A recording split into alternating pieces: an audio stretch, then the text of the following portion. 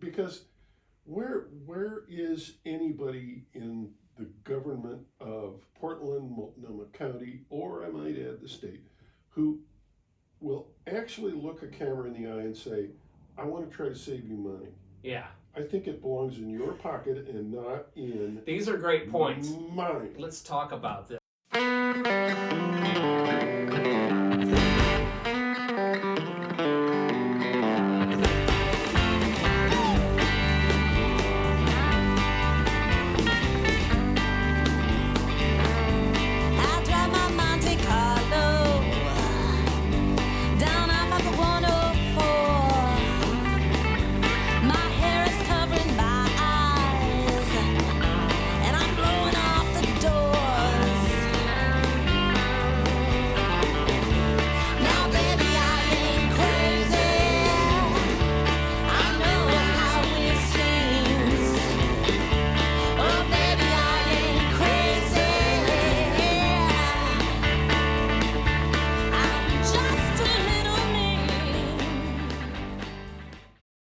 Well, hello and good evening. This is Bourbon and Bullshit. I'm Jeff Church, and you are Richard Cheverton. And what we do on this show is we try a little bourbon, various other drinks if we have them, and we talk bullshit, which for our area of the world in Portland is it's politics, but it is bullshit. Basically, It is the mother tongue. So we're going to start off here. So this is Czechvar, which is Czech lager. The interesting story about Czechvar is it's actually in Czechia, or Czech Republic, depending on what you want to call it. It is actually called Budweiser in Czechia. And so I remember when I was there last year, and I hung out at this bar kind of regularly. It was a Irish bar, like an Irish pub type thing. But it was owned by a Czechoslovakia. Yeah, but it was owned by a Czech guy. It wasn't like it. And that was really the only place I could get decent like whiskey or bourbon. So I would hang out there. They had Buffalo Trace, which was it was like pretty much the only place you could get even anything halfway decent as far as bourbon went. But anyway, one day he was just like, "You want some?" I was like, because I love Czech beer. Czech Pilsner beer is great. I like Pilsners. I don't like a lot of Portland beers. They're they're really hoppy. Not really into that. And it's so kind of a manhood thing, I think. I can drink a hoppier beer than you. It totally is. It really is. And I think it tastes awful. Sorry, Portland beer brewers. Anyway, so he's like, "You want to try a Czech Budweiser?" I'm like, "Okay." And he poured it. I was like, "Oh, this is great." And anyway, I thought it was like, is some brewery in Czechia, are they making beer like Budweiser in the United States? So I didn't really understand what the reference was. But the thing was, the interesting story about it is that actually around the same time in Prague, where they produced the beer, and in wherever is it St. Louis that they produced Budweiser in? Yeah. They both developed a beer called Budweiser, like within a few years of each other, just randomly. Like it was just a random thing. Somebody got sued. Well, they've been trading lawsuits for like a century. Jarndyce and Jarndyce.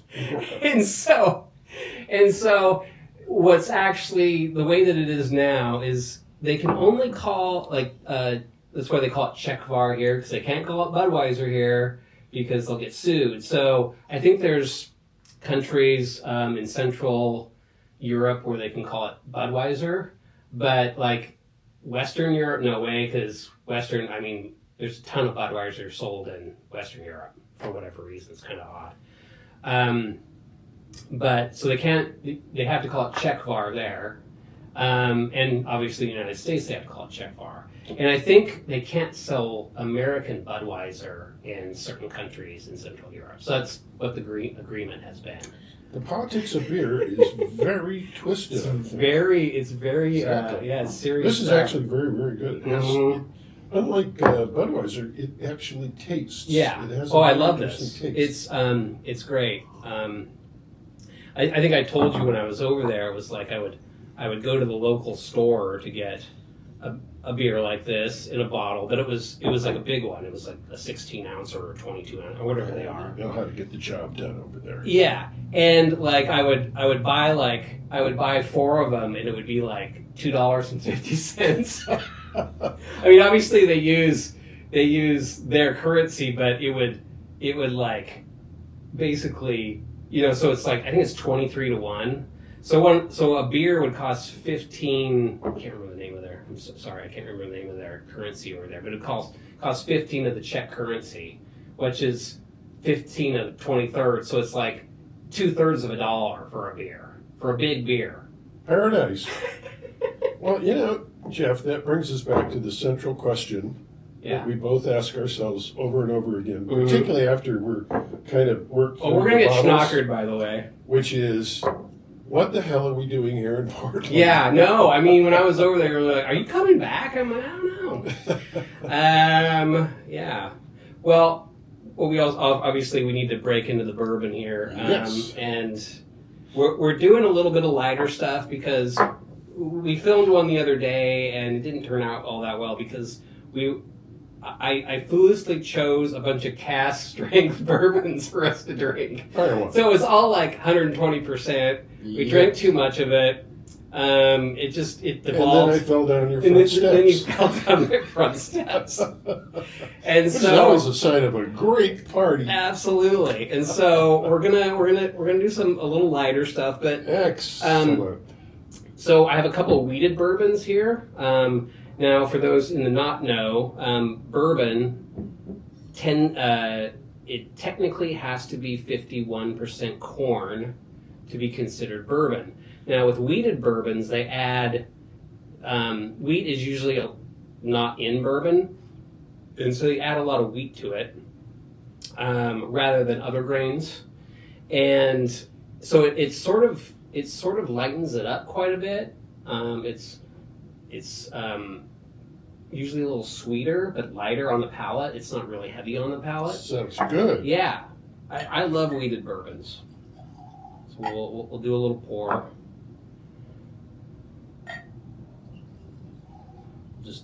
We'll do 1 ounce pours, so we're not getting into dangerous territory. All right. Great notes. Yeah, it's very crisp.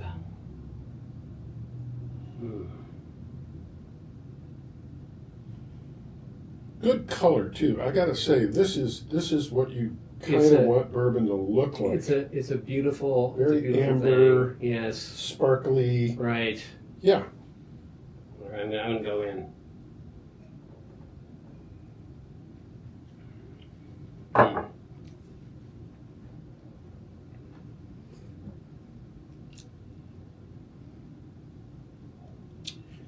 If that bottle actually goes missing after I leave, that's really good stuff. I knew this would be more up your alley. Yeah. Sometimes I try to pass Richard off on my really high test stuff. And some of it gets really what I call chewy. It's almost like you have to chew on it because it's so complex and like, ooh, Yeah. But weeded bourbons tend to not do that. They're very nice drinking. They have a sweetness to them, right? Yes. There's a little bit of burn that goes down on this, but man, yeah, I'm especially like in summer, Excellent. It's a great backyard absolutely way to get wasted. Especially since if you're in the backyard, you don't have to go down any stairs. Right. No, That's exactly. excellent. Right. Okay, so. And if you fall on your face, you fall on the grass. Right. Well, before we started videotaping, we were talking about Elon Musk and like the fact that, especially in Portland and on the West Coast, there's a lot of hatred for Elon Musk for whatever reason. I think they, people are very the progressives irrationally emotional. Yes, absolutely. And it's like if the progressive press points you in a direction for your hatred about the meaninglessness of your life, they will gladly go along with it and just pile on, and it's just like, it's kind of amazing to watch. There was a time in the history of this country where a guy like Elon Musk would have been a hero. Right. I mean, he merely started, actually 4 companies that I can think of right off the top of my head. It should be the darling of the progressives because he actually made an electric car that people wanted to buy. Oh, they're great cars too. And he's. Have you ever driven a Tesla? I've been in a Tesla. Yeah, they're nice cars. They're nice cars. He puts rockets into orbit. And lands them. He's completely changed the nature of the web being available in a whole bunch of places on the planet. Absolutely. And yet these morons just got fixated on him. Well, it was because of Trump. Yeah. They can't really go after Trump, but they could go after the guys who were in the and that's the point of attack right now. Well, yeah, and I mean Trump is sort of a genius as far as this goes because they hardly talk about Trump right now. All they're talking about is Elon Musk. It's just like, so it's sort of a genius move on his part, like sleight of hand, sort of like, I'm going to do this stuff over here while you're burning Tesla plants down. Well, that's another American Teslas. tradition. Right. Screw with me, and I'll screw you back. Exactly. Yeah. Right. Which is kind of unusual in terms of the kind of lace-doily politics of places like Portland. We get to screw with you, but you don't get to screw us back because that's racist. Not nice. It's racist, transphobic, or whatever it is. Phobic. Yeah, absolutely. It's some ism or phobia. It's fascism. It's just like, wow. But in 2 months, Elon and his merry crew came up with some astounding corruption. Yeah. Amazing. You won't read about it in any of the local rags. No. But theft. Unbelievable amounts of theft. Oh my God. Well, that people have been getting away with for years. And we always knew that, right? People kind of joke about it. Oh, it's like it costs, $8,000 for a hammer at the, for the Pentagon. And, I remember stories like that back when I was a kid, and it was just like, and you just sort of accepted it. It's like, well, you didn't really process it through, like why it was happening. And he's showing the world why it's happening. And the progressives are like, we don't want to save any money. As long as he's doing it for us. We will literally starve, in our houses and have to work 3 jobs and, in sacrifice if we don't have to accept his, way of doing things, and it's just like... And in terms of Oregon politics, which are various levels of the Democratic Party machine, you cannot have somebody running wild who is getting the mopes excited about the fact, they waste a lot of money in government. And there are a whole bunch of people who are ripping us off. You cannot allow that to begin to percolate down to the level of the average voter. Well, that'll be the day. But the average voter in Portland or in Oregon, I'll look at what Musk is doing and say, well, You think there's some problems with that here in Oregon? That cannot be allowed. No, and Because they they should. don't want to give up one thin penny. Right, and it's in the state of Oregon. There's this weird thing, especially Portland and the city centers in Oregon. It's just like they're just overflowing with these nonprofits. They're just sucking off the teat of the government, and no one knows what they really do. They don't have to show. Absolutely true. They don't show what they do. Yeah. It's just like Candace Avalos, one of our new city councilors. She ran one of many of these people that run nonprofits. Her nonprofit was called Verte. It's probably still around. And it's like, I looked into Verte for hours, and I still couldn't figure out what the hell it did. That's exactly the way they want it. And it's just like, yeah. It's like, okay, well, you're sort of supporting the black community, but how really, And it's just like, there was one, and it might have been hers, but there was another one that was like, we are doing farm to table stuff for people of color from farmers who are people of color. And I think we looked into it, and it was like, well, how many black farmers are there in Oregon? And it was like, you could count them on two hands. And it was just... But they're well looked after. Oh, yes. They're doing quite well. Because equity. Well, it's April, and that means that... Isn't April the cruelest month? Sure, you said that when it comes to taxes. It really is. But that was a Shakespeare thing. Wasn't April was the cruelest month, or no, was that was T.S. Eliot. Oh, that's right. The guy from St. Louis. Love T.S. Eliot. Who went to London and became a Brit. Yes. Basically, wonderful guy. God. But we're coming up on the 15th, and that means we have to pay an arts tax of $35 per head, which in other places in the world is called a poll tax, and is a big no-no in terms of the American jurisprudence, except that they wormed their... Well, first of all, the Oregon Supreme Court said, yeah, fine, no problem. Right. And they put in you don't have to pay it if you make less than $1,000 a year. Which means if you're in a county-supplied tent out next to the Multnomah County Library, you're home free. Right. But everybody else has to pay the $35. But there's a lot of people in those situations who are getting disability. They're getting $600-700 a month in disability.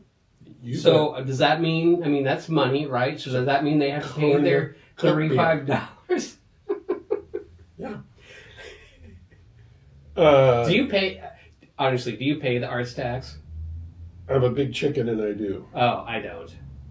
Really? I haven't paid it for... You're a scofflaw. I haven't paid it for years. I just refuse. Aren't you afraid that they're going to come and... No. You guys have got your head up over the side of the trench. You're just asking for trouble. I know. But here's the thing. What I found out about the arts tax is that they have... It's a piece of bullshit is what it is. Well, it is, first and foremost. But the other thing is they have no way to collect it from you. Really? Yeah, they have no way... Like, if you don't pay it, like, they have no avenue to go after you for not paying it. Can't they put a lien on your house or something? No, they can't. Like they can't do any of that with the arts tax. And I don't know if it's because it's the type of tax that it is, and it's just like, oh, just send your money in, and it's just like, no. That seems like anarchy to me, which should be a big deal in Portland. I mean, we love anarchy. How many of these anarchists pay their art tax? Like, seriously, like, none of those people pay their art tax. I mean, why would Does they? Angelita Murillo pay her arts tax? Angelita Murillo.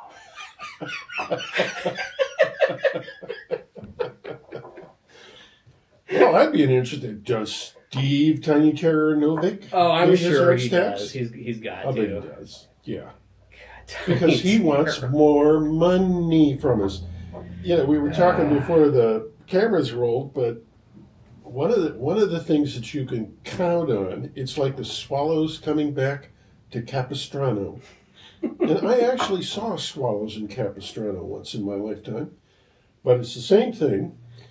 The minute these guys, these gals and guys get into office, they want more of our money. Yeah, of course. There is no Elon Musk anywhere in Oregon. No. It's like Anywhere. saying, well, interestingly enough, and I didn't follow up on the story enough, but there was a couple of Oregon politicians, I think they were in the House, the state House, and they said, oh, wait a second, we could do this, and I think they were following the Elon Musk, tactic. And they showed that they could, you don't have to raise taxes at all. Oh, Finnegan. Okay, time out. You just knocked over our camera. Hello. Oh, wow. Oh, You are a nutcase. too happy. You were too happy, weren't you, buddy? Yeah. How could we have snuck in here and not let you know?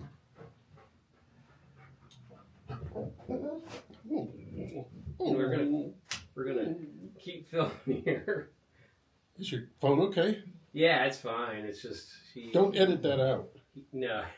No, seriously, don't edit it. No, Don't no, edit that it's pretty funny. Like he's just a moral terror. out. You're a Like moron. he's just like Well, he's a redhead. yeah, That's why. exactly. He's a red-haired doggy. Hi, Vin. So yeah, no, but there was a couple of Republicans, and I wish I would have followed up on this a little bit more because they were saying, well, we could actually there's all these ways that we can save money, and of course, it's completely ignored by the powers that be that control the state, which are the progressives, because you can't agree with anything the Republicans say, or you're a fascist, or you're fascist adjacent. So it's Makes sense. just like Absolutely. so. There's been several stories in the legacy media around Portland of them talking about raising taxes in various ways, and Portland's already one of the highest taxed municipalities in the country. I think it's second to New York City, if you can imagine that. And Well, we have so many more amenities than New York City has. We have actual art in our art museum. Don't get me going on that. So No, you went downtown the other day to see, or it was PSU. You went to the Lincoln Theater, right? It was Yes, at I PSU. ended my long estrangement with Chamber Music Society, I think it's called, because they had a great program, and it was 4 nights. I had to miss one. I had a conflict there, but Shostakovich's quartets, which are just amazing, wonderful music, and great crowd, no coughing. Here we are in the middle of a flu season, and nobody was coughing. It's that kind of compelling, absolutely, in some cases, in some situations, you could say it is harrowing. Yes. Because he was able to deal with things in the context, and you have to understand Shostakovich as a guy who lived in, talk about progressive and socialism, he was locked in. Yeah. He was underwater for very long periods, and in a situation in which if Joe Stalin came to your concert and he didn't like it, he would kill you. which is kind of tough when you think about it. Yeah, I mean, Stalin liked killing people. And he would just wipe off whole, he would just kill everyone around him every, couple of years. I think. Just kind of freshen up the... Just sort of like, clean, literally clean the house. Absolutely. And it was tougher. When you were fired, you were dead. And if you were one of the old Bolsheviks who would actually kind of set things up for Joe, well, you gotta go. It doesn't matter, yeah. Because you know how to do it. Right. That's the problem. What do you think Stalin's thing was? Do you think he was... He was a communist. Do you think he was a psychopath, or do you think he was just... He was a psychopathic communist. Yeah. which is interchangeable. Right. No, I mean, there's... Yeah, he really believed that stuff. Yeah, he did. It wasn't cynical. Right. He was a communist. A dyed-in-the-wool, real communist, yeah. Yeah. Yeah. And that's, it's the same thing with the guy who's running China now. Yeah. He's a communist. Right. And everybody is kind of running around trying to figure out a way to rationalize him. No, it can't be done. Right. It's what he believes in his heart. And his belief is that he ought to run it. Yeah. And he ought to run it under certain circumstances. And but that impulse grades itself down until it gets to the level of, let's say, Portland, Oregon, where you have doctrinaire people who cannot escape from their preconception. Right. This is why we have a couple of the, a quasi-socialist and an actual honest-to-God socialist on city council who are talking about, we got to build more social housing. We have to socialize the housing market in Portland. As if we didn't have a lot of social housing already. Exactly. And social housing is just a euphemism for they own the it, projects. you don't. Yeah. Yeah. And they're trying to do this thing where it's just like, and Portland nonprofits have been doing this for years. Suddenly, they're like Latino Network. Latino Network was basically this small organization run by originally Carmen Rubio's mother.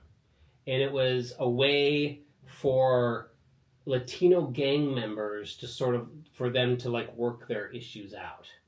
Now, we've talked to people on the inside of that were there in the early days. There were murders involved with this organization, literally on site. A couple of gang members killed another couple of gang members. I mean, just frightening stuff. Whoa. So this is the history of this organization. Once Carmen Rubio took it over, all of a sudden their donations and their budgeting went up exponentially. And then they started buying into property.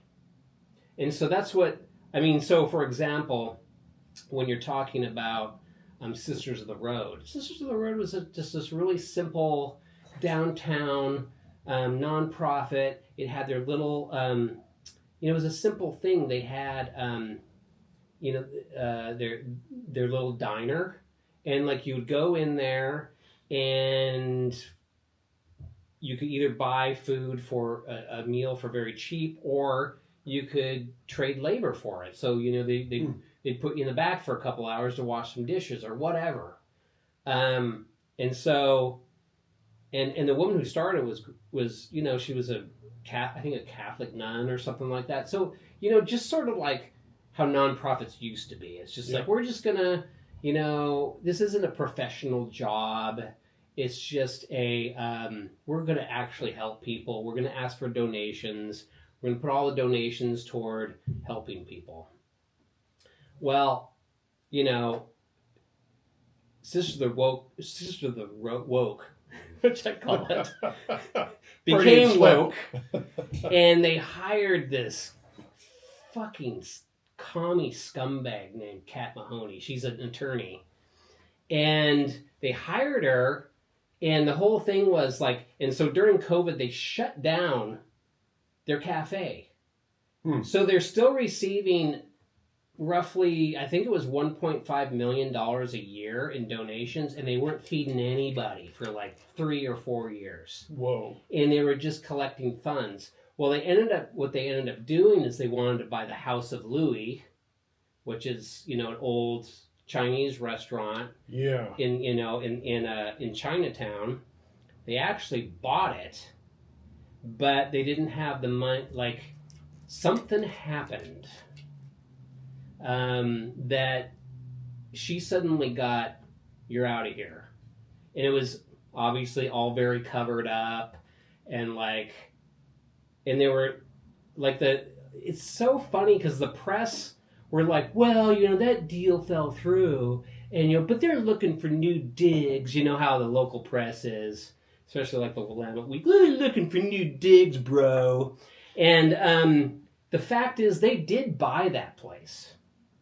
And I think something happened. I don't know if people were stealing money, but they kicked Kat Mahoney's ass to the curb, like, very quietly. "Oh, she's moving on now."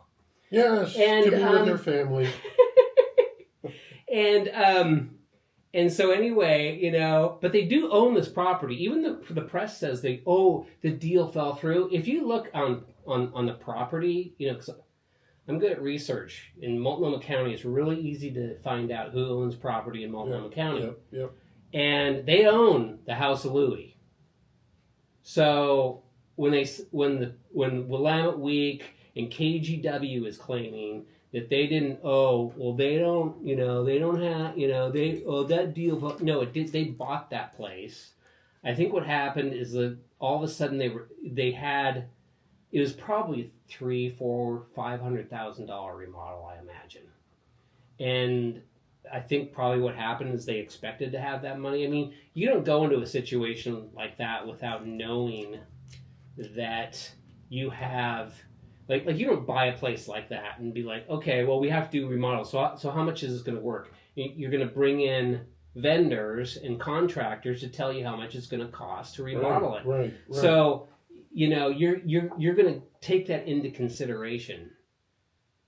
So I don't know if money went missing. I don't know if it's a situation where they were so stupid that they didn't realize they had to raise money as well for remodeling. They're not that stupid. They may be stupid, but not that way. Right, exactly. And so, she got quietly ushered out the back door, and and the funny thing is that they talked to the guy that was the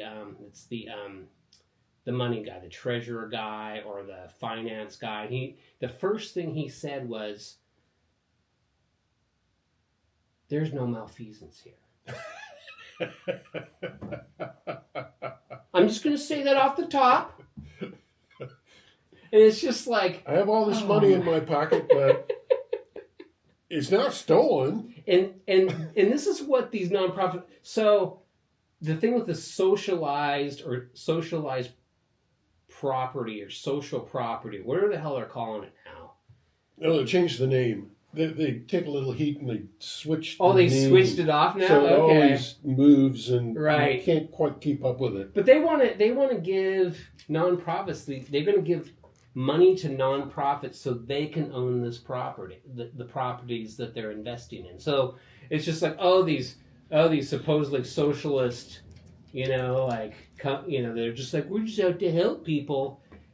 They're getting rich off this shit, and it's just. It's the amounts of money, you and I both are familiar with Form 990s. Yes, love those. It's probably not constitutional, but we are, in the perfect world, anybody who puts anything up online and is trying to get money from you has to post on that same publication their Form 990, yes. The most recent one. Yes. And the 990 it kind of looks like an income tax form. Oh, it is. It's long form. There's a bunch of stuff. And if you know how to read them, and it's hard to read them. You can kind of parse out some incredible stuff. Oh, yeah. But I'm the always assets amazed. versus They always have huge a ton of assets. the like- amount that goes like, out why as does- contributions, zilch. Yeah, Excuse me, Yeah. zilch. yeah, and Oregon Food bank. Food Bank. Oh, they're the worst. They have like $150 million in assets. What does that mean? Well, it means a lot of political clout. Absolutely. One of their former director, who engineered the whole thing, is Tina Kotek. Mm-hmm. And, if she gets primaried out, she'll probably go back and run it again. Yeah. Or find some other kind of nonprofit. They have to tell you in a kind of the numbers are very gross. Yes. They're not Not exact. never tell you where the money is coming from. No. Ever. And that's why people do nonprofit stuff, because it's a money laundry. It's a money laundering It's a beautiful scheme. money laundry. Yeah, and it's just like you don't have to claim it to the government, where you're getting your money from, how you're using the money. You can just kind of put it all into like, oh well, one big pot. right.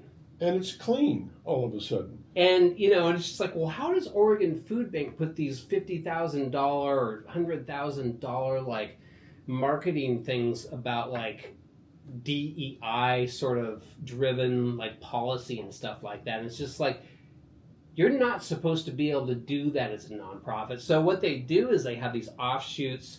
So a nonprofit is a 501c3. Yeah. If you have a 501c4, you bet. then you can like Then you can mess with politics all you want. So a lot of what these nonprofits do is they get a 501c4, and then they just shuffle a little money over to that, and then all of a sudden you're just like, oh well, we're political action committee, so I mean that's okay, right? And they name it something else, and they just funnel. I mean,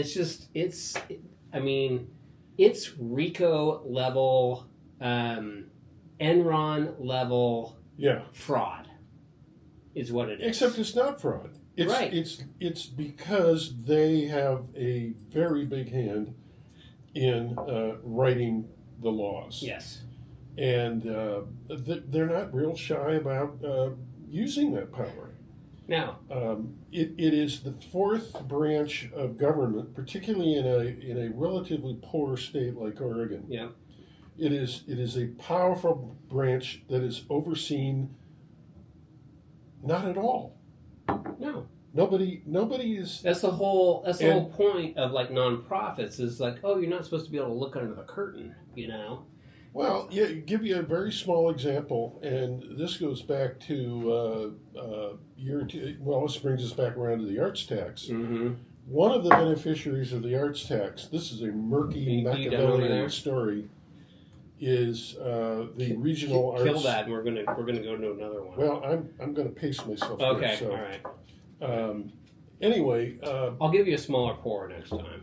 they I'm gonna go into this one. they are a 501c3 getting arts tax money, and the minute it disappears into the regional arts council, there is no accountability whatsoever. Nope. They will not tell you anything about the internal working of this organization, Absolutely. which is, in terms of theft, it's pretty small scale. Yeah. As big theft goes in a state like Oregon, but it's the idea that you take public money from idiots like me who pay the arts tax, shift it over into a 501c3, then it disappears. Yes. Goodbye. Yeah, it's just like. And they dole it magic. out however they want Yeah. to whoever they want, Yeah. and they will never tell you anything beyond who got the money. Well, like you were telling me, like in And they don't places- really have to do that. You were telling me in places like Philly, where you lived and worked, in Detroit and Chicago, they would use nonprofits to, like the mafia would use nonprofits to launder money, right? Well, if you've got a sloppy legal setup like 501c3s, Yeah. you have to expect that the criminal, smart crooks Right. are going to take advantage of it. Absolutely. Why not? Well, it's there. Why not? You're too stupid. That's the ultimate defense of every thief. If you were smarter, I wouldn't have been able to steal from you. It's so You got it coming to you. It's funny because like Angela and I formed a nonprofit that was like a neighborhood thing, and we raised like $2,000. And I mean, it was nothing, and we spent it all towards. We did a thing where we gave turkeys to people in the neighborhood that were during Thanksgiving, or gave them funds, for families that couldn't afford like a Thanksgiving dinner. I mean, we were doing stuff like that. And so we get a call from the DOJ at some point about our finances. Your $2,000. Yeah. So we've made a lot of enemies. I mean, we have a lot more friends than enemies in this town. But the enemies, they're of a certain ilk.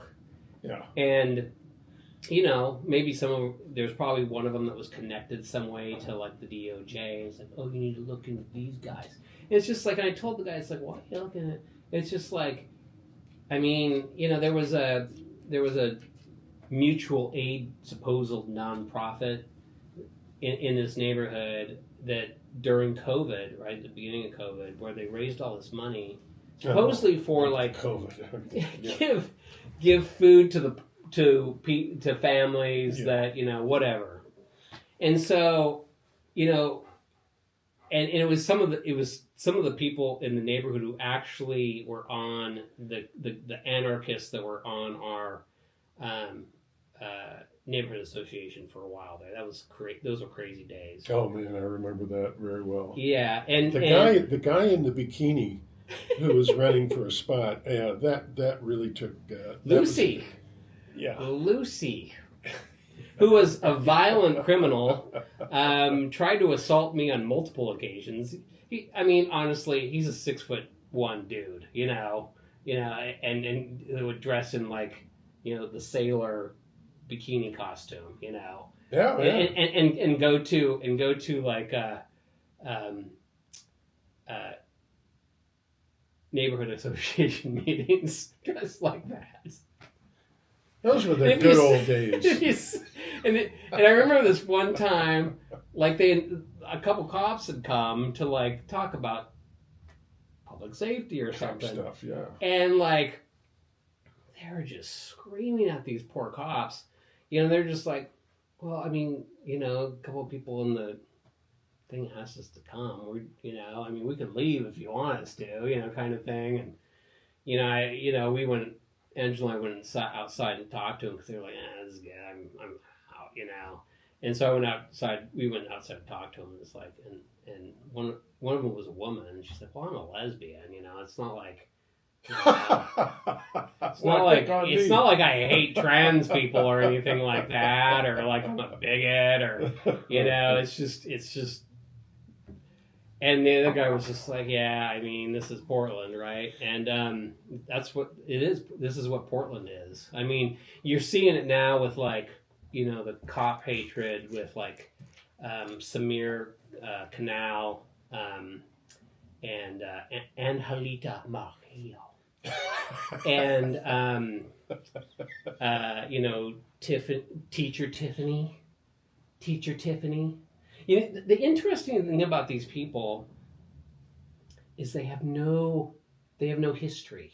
If you look into them, they're ghosts online. And so these people are like, these are younger people, and there's no history of these people anywhere. And all they had to do was scare up 25, not even 25. In a little district. That's all they had to do, and now they are on the chief, and it is the supreme body. The mayor doesn't count in Portland anymore. The mayor is nobody. I call him Mayor Milquetoast.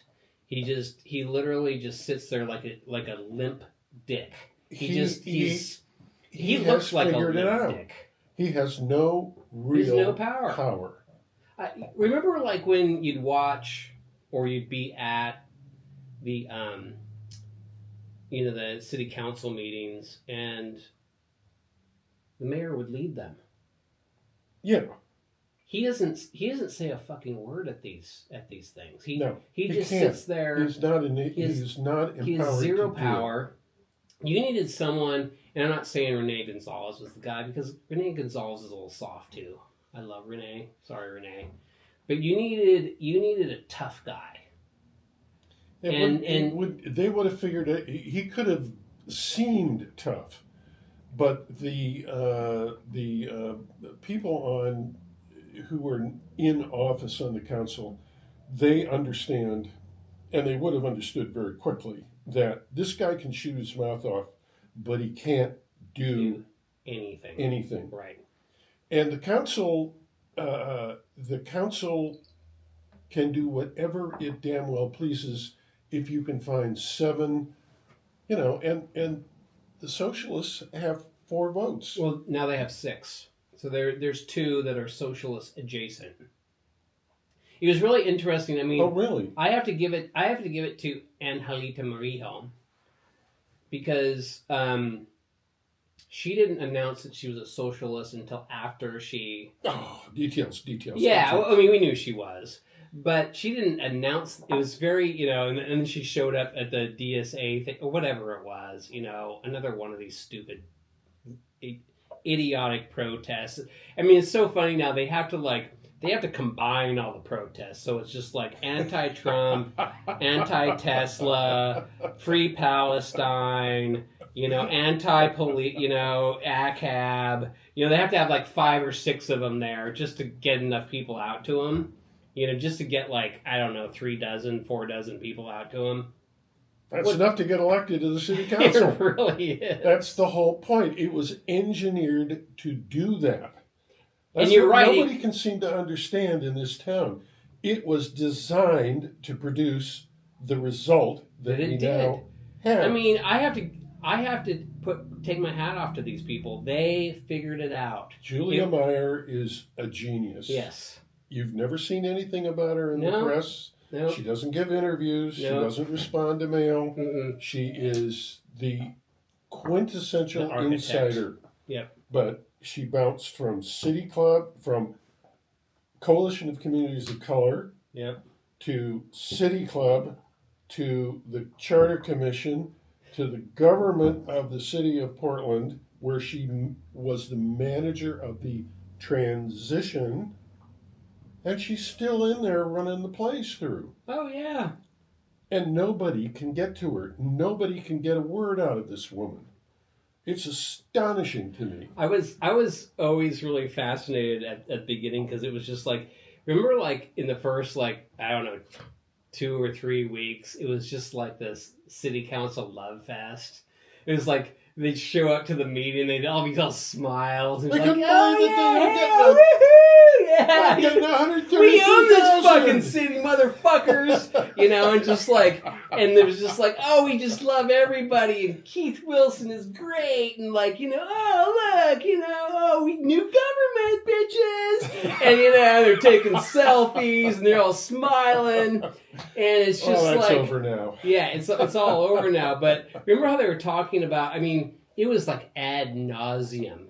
It was just every single one of them was well, we're really into accessibility and transparency. So let's concentrate on transparency and accessibility. And they have been completely opposite of that.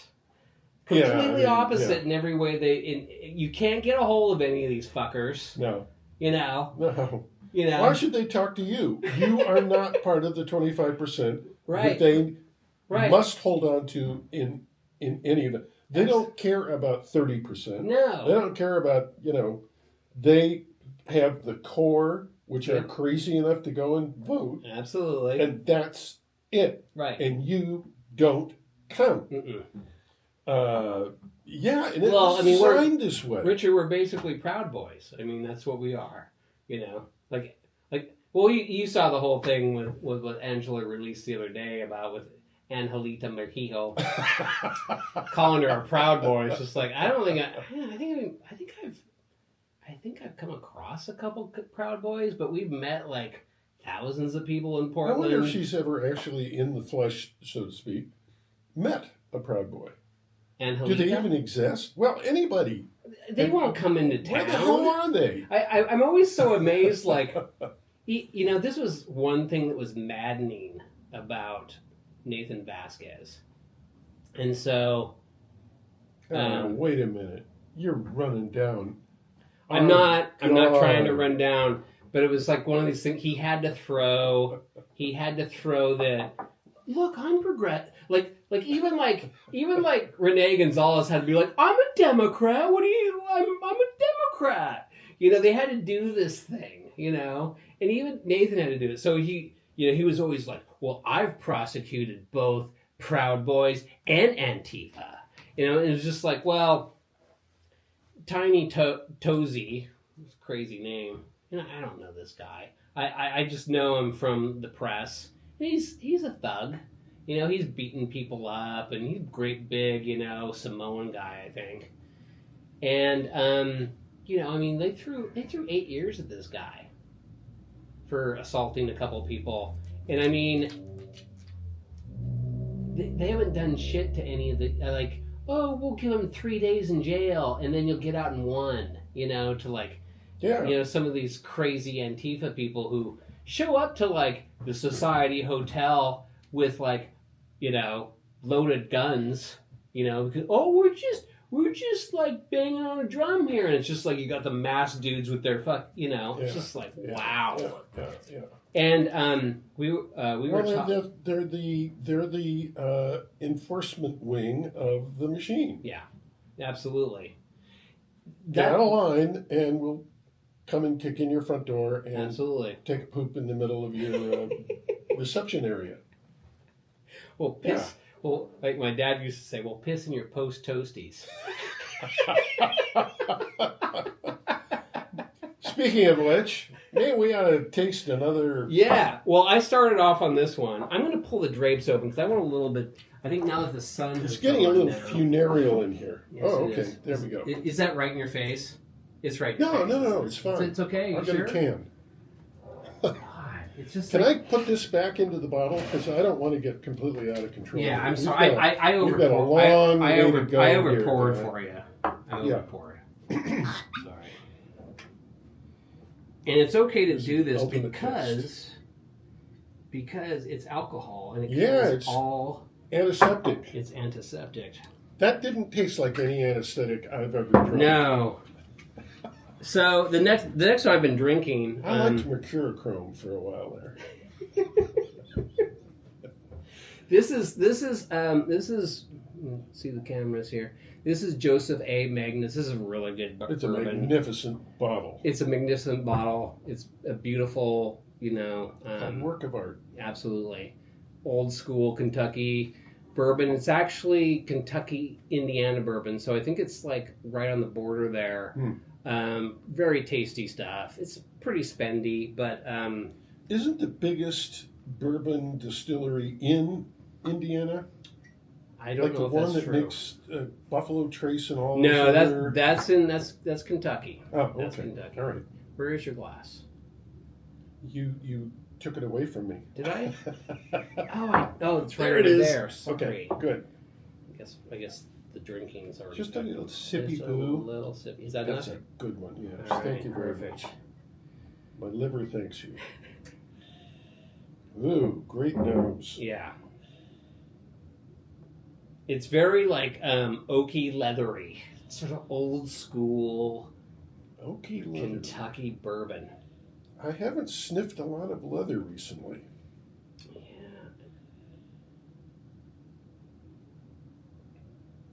It's got a little bit of fire. Yes. Well, it's 100 proof.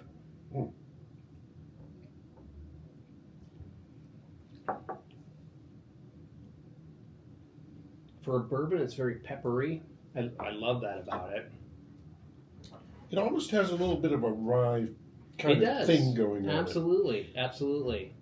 That's really good. Yeah. It has flavor. Yes. As opposed to just being kind of like putting your mouth on a jet engine's outlet and hitting the afterburner. I like this stuff. Oh, yeah. I think number one is still my favorite, though. Yes. Well, this is okay. I wouldn't kick it out of bed, as they say. Right, right.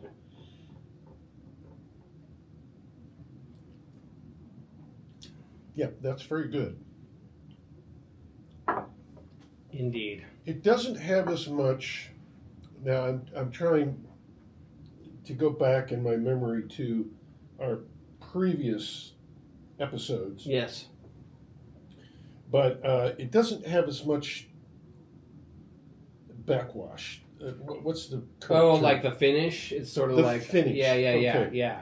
Not as much finish. No, it's it not. Kind of just goes down and that's it. It doesn't burn a lot, but you still feel the effects of it on your mouth a little bit. Have you noticed that? Yes. So there's some tingling there. Yeah. The thing about bourbon is like there's a whole experience. There's like the smell, obviously. Yeah. And then the initial introduction into your mouth, and you usually taste it on the tip of your tongue, and then you push it back into the back of your mouth, and then you drink it. And through that process, there's different experiences with that. And then the finish is sort of like it's not only just about the taste of it or the sort of fire that comes through your mouth. It's also like how your body sort of reacts to it. Right. You know, which right. is very interesting. It's probably why the Native Americans called it firewater. I mean, and why they became addicted to it, because it's very it's very engaging. You know what I mean? It has a kind of a psychedelic edge to it. It does. You know what I mean? There's a psychological reaction to it a little bit. Yeah. And then you get the kind of the hit of the alcohol, and suddenly you either want to fight everybody you can see, or you're the happiest guy who ever lived. I've never been a mean drunk. Have you ever been a mean drunk? Have I been a mean drunk? Yeah, have you ever been a mean drunk? No, that's not me. Afraid not. No. But I've known people who are mean drunk. Oh yeah, absolutely. Yeah, where they just lose it. I knew a guy who was a sweetie. Yeah. But he would get a couple of, and he would go and he would drink in very tough bars, get a couple of hits, and he was there to fight. Yeah. and he would be successful in fighting. Oh yeah. Not necessarily winning. Well, growing up in Montana, that's how it was. It was like you had your. I remember the university I went to was the University of Montana, which is in Missoula, western Montana, and it's not. It's one of the largest quote unquote cities in Montana. It's got 75,000 people in it. 15,000 of those are students, right? So, but they had the university, and then you'd cross the Clark Fork River over a walking bridge, and then you could get into downtown where all the bars were. And it would be like one of these situations where, and there was like in this area, there was probably, 20 bars. Mm. And they're all kind of like in the like old buildings and stuff. Pretty cool area. But it was like you'd come out of the bar, and in Montana they closed at 2 a.m. Like literally, not like here where a lot of bars close like at 11 on a Friday. But it was like they would all stay open until 2 a.m. And then like at the end of the night, if you're like leaving, there'd be like people fighting in the streets. Like you just walk by them, just like, boom, just like people beating the shit out of each other. You're just like, wow. Yeah, I've never seen a bar fight in Oregon.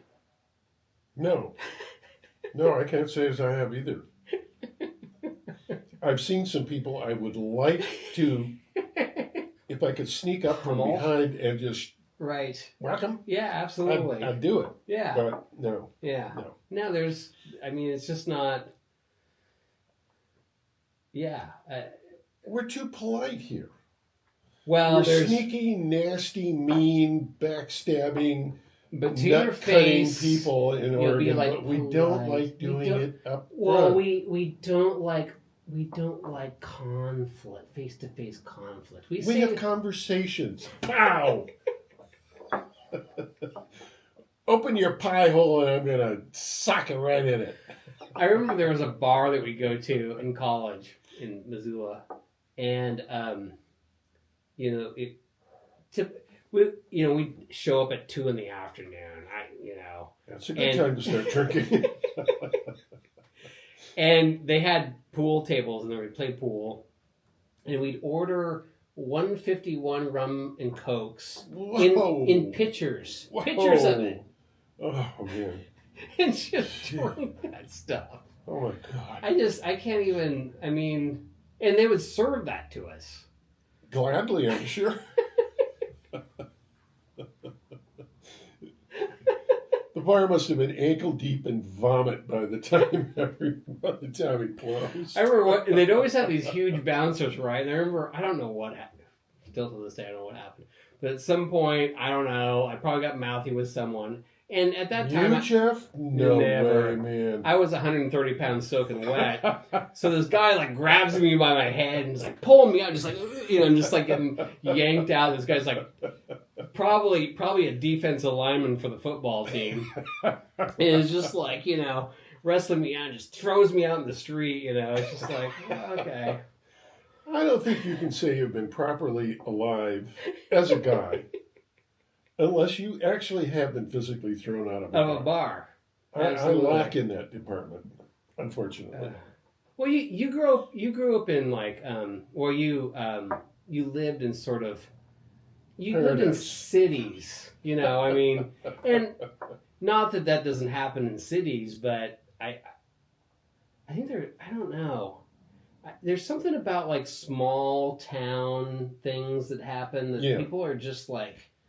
People are a little crazier. I don't know what it is. Well, maybe it's because there's fewer people. Particularly when you're in a cowboy place like Montana. Or, I don't know much about Idaho, but I suspect Idaho's the same way. Oh, yeah. You got these big strapping boys with Winchester 75s in the back window of their pickups. And they got big belt buckles on. Absolutely. Well, you're going to get into trouble with them. Oh, sure. For sure. I was kind of, I was a musician and like in bands, and I would travel and play music at the different towns and cities around there. Usually, did you ever play in a bar that had chickenware in front of the No, bandstand? unfortunately, no. You didn't go that far. But there was some rough places for sure, and I mean it was really interesting, like. The way people would treat you, it was sort of like you would like people in small towns in America, they don't see a lot of music or art. So you come to their town and you're gonna play music. They're just like like 150 people would show up. It's like, oh, we're having a band here tonight. A band, and you'd show up and there'd be like all these people, and it was pretty amazing. I mean, it was a great time. That's why they had religion back in those. Right. They had the big tents. Guy would put up a tent, and you'd come in, and you could get emotional and emotive and pass out and flop around on the floor and speak in tongues, and it was kind of your emotional. That was about it. I remember the first time I ever in a band played on a stage. Like a lot of times it was like a party or something like you'd be playing. Yeah. You'd be in the corner or whatever. And I was on a stage. And we were playing. It was the first song. I was always kind of the lead guitar player guy. And I broke into my solo, right? And like, I don't know, 8 bars into my solo, this guy comes up and goes like, "Fuck yeah!" Just like, and I'm like, oh, okay. Like I couldn't That guy was just, oh, Did you thanks. give him an autograph? I don't remember. I don't remember a lot of my youth. A lot of drugs and alcohol back then. That could be selective memory. Yes. Yes. Well, I'm an expert on that myself. Yeah, absolutely. Although there are times, when your guard is kind of down, like as you're drifting off into sleep, all of a sudden, it's replay time. You can't keep it out of your sort of the front of your memory. Right. And then, oh my God, Ugh. I did it. I know I did it. Right. I don't think I did it, but I know I did it. I know I did Oh, it. It's horrible. Yeah. Horrible. And it's sort of the thing with men. It's just sort of like we are very controlled by our Testosterone. And and it's just like, oh God. I mean, in a lot of ways, I don't know how I survived my 20s or even 30s. You know what I mean? It was just like every day I was gambling with my life. Well, it's because you're immortal. Right. At that age, as a man, you're just not going to die. Right. It's for Unless other you're people, really not stupid. for me. Yeah. And yeah, but the guy thing, not to wrench it back into Oregon politics or anything. Well, yeah, to wrench it back. It's run by women, Oh God. top to bottom. And believe me, I like women, and there's plenty of smart, powerful, Well, absolutely. interesting, intelligent women. But should the whole show be women? But the women who are running it, I mean, Well, they're just being women. yeah. I think they fight in a very Yes, they do. they fight in a very different way, but they do fight. Oh well, women are very aggressive. They're just like men. Like if men's aggression comes out in like, okay, I'm gonna punch you in the face. I'm gonna kick you on the ground. I'm gonna talk shit to you, and then afterwards we're like, we cool. Women are like, it's like, I'm gonna destroy your reputation. That's what women's aggression comes out as, like Reputation reputation is very, destruction. very big. Men, I don't think cared an awful lot about that. And I've taken a lot of hits on my reputation. I just, frankly, I don't care. Yeah. It's just like, it's kind of one of those things. Like, I don't care. Say what you will about me. One of the wisest people I've ever met said, "It is none of your business what other people's opinions of you are. It's none of your business." It's true. And it frees you. Yeah. It frees you of the thought, like, I have to be worried about that. And I tell people all that, like, all the time, that I'm really worried about that, and I really like, oh God, like, what's going to happen if I like come out and support this thing, or I'm a business owner, I'm going to get, they're going to come after me. It's just like, you know what? Just be true to yourself and tell the truth about what you're experiencing, and yeah, they'll come after you, and it might be painful a little bit, but it ultimately doesn't matter. We are the third stone from the sun. It's ultimately, it's just a bunch of monkeys, fucking with each other and throwing shit at each other. I mean, that's what it is. How come there are no people I'm gonna open up the drapes who a little will pick the fleas off you? bit. Right. Well, there should be, right? Yeah. I mean, that You should see be the way those it is. films of bonobos, or our nearest relatives, Yeah. so to speak, Mm-hmm. and they're always picking at each other. They're picking. Right. And But they're everybody eating the seems bugs. Yeah, well, they're nourishing. What the hell? I mean, we don't have that kind of socialization No. that, here I'm going to get into deep doo-doo and probably embarrass myself, but we need to have some kind of, you can't institutionalize that stuff. Right. But, I don't know, but women operate on a very different wavelength than men do. There's any anybody who has been married as often as I have. Absolutely. No, it's knows that for sure. right. I mean, and that's the way it should be, actually. You know, I mean, I've learned a lot. Yeah. I've learned a lot from women in my life. You know, I mean, if you're a male and all you're learning or all you're experiencing is male energy, you're gonna be like antisocial and like sociopathic. You know, I mean, Yeah. there's an aspect, and it's the same thing with women. That if women do not experience connection with the opposite sex, they're going to be the same way. It's going to show up and it's going to present itself in different ways. But it's just there. I mean, there's a real thing about the dichotomy of male and female. Yeah, and there's the interchange, and that's what Oregon politics is failing at. It's just like we have all these women in politics who are not good representations of women, frankly. They're like these. Now you've gotten yourself into real trouble. No, but I'm just saying, it's just like they're not. A lot of them aren't mothers. They aren't, the professional class progressives that are women, and that have no idea how to interact with or care for anybody, really, and they're just. It becomes like sociopathic.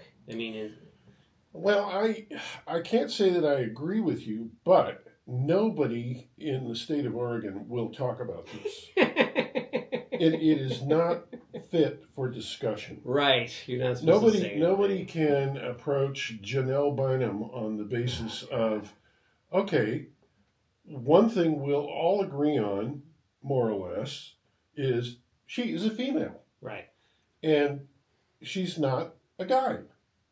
Ron Wyden is fundamentally, well, I'm sorry I picked him. That's not fair to him or the discussion. You want to be fair to Ron Wyden? Okay.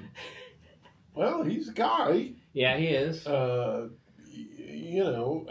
Keith Wilson, he's a guy. Yeah. He operates in a Wilson, it's kind of interesting. Wilson is an enigma to me. He kind of operates in the female mode. He does. He's submissive. Submissive, but only to a point. Right. No, it's not complete submission. There's a subtext. There's always subtext. There. Yeah, he plays the nice guy role. I'm the nice guy. Sort of like the guy that's every girl's friend but never gets laid. Well, I think if Wilson was sitting in your chair, I wouldn't ask him about the laid part. But right. I would say, in those moments when you kind of reflect on your recent history and things you did that you should have done or you shouldn't have done, there was a moment, and it was right at the beginning of the city council, when they could not agree on who the president ought to be. That was so painful. 6-6. The genius. Let's do another vote. Let's do charter. another vote. And they were stuck. And their answer was, let's go into a back room and cut a deal. Right. The public meeting law screw that. Screw you. Yeah. And why didn't, and he was sitting in the audience, he was sitting right in front of them. Why he didn't stand up and say two things. One, I read the city charter, you can read the city charter, and you're tied. Yeah. So here's my vote. Yes. And then turn around to the city attorney and say, you're fired. Yep. Get out of here. Yep. Because the city attorney had gone through this agonizing, hyper-legalistic, it said that. And he was wrong, really too. That. He was wrong, too. Of course he was wrong. But it was he just knew like... he was who he was actually working for. Yeah, he did. Absolutely. But I would have to say that Keith probably will reach the end of his one term in office and look back on that moment and say, "Yep, I should have grabbed the nettle." Because what were they going to do? Were they going to say, "Get out of here. We're not taking your word for this. Get out of here." It would have fallen apart. Have a crisis right off the bat. It's like the Sex Pistols playing a gig, and like all of a sudden things just start. If they don't keep the beat going, it just completely falls apart, right, and goes into chaos. So, I mean, if he stood up at that point and just said, "I'm going to be the deciding vote," because that's what currently the charter says. Yeah, pretty unmistakable. And so I'm going to do that, and like you don't have to like it. You don't have to like it. That's the way it's going to be. But I'm gonna go for Candace Avalos, or I'm gonna go for whoever, and he didn't speak at all during that. Nope, not at all. And he thanked them he wimpily thanked them for permission to talk. This is not George Washington type stuff. No. You know? It's not even Vera Cat stuff. It's not even Bud Clark stuff. It's just like, I'm going to be a big fucking pussy. And I'm just going to sit back and just like, well, this is my homeless plan. Do you guys want to give me a thumbs up? You know, we're still in our... You know, it's just like, oh my God, dude. You just... And the council understands this, and their routine in terms of doing business, if you watch, you know, God, it's like putting bamboo slits under your fingernails. But if you watch, they're not dealing with the mayor. They're dealing with the city administrator. Absolutely. Who actually works for the mayor. Not that anybody acknowledges that. You know, it's like the beginning of the American Republic. There are certain things that you just can't write down in great detail. Even as great a document as the Constitution is, you have John Marshall who comes along and says, well, this is what the Supreme Court's going to do. Right. We're going to tell you whether or not that law is constitutional, like it or not. Yeah. And he got away with it. Yes.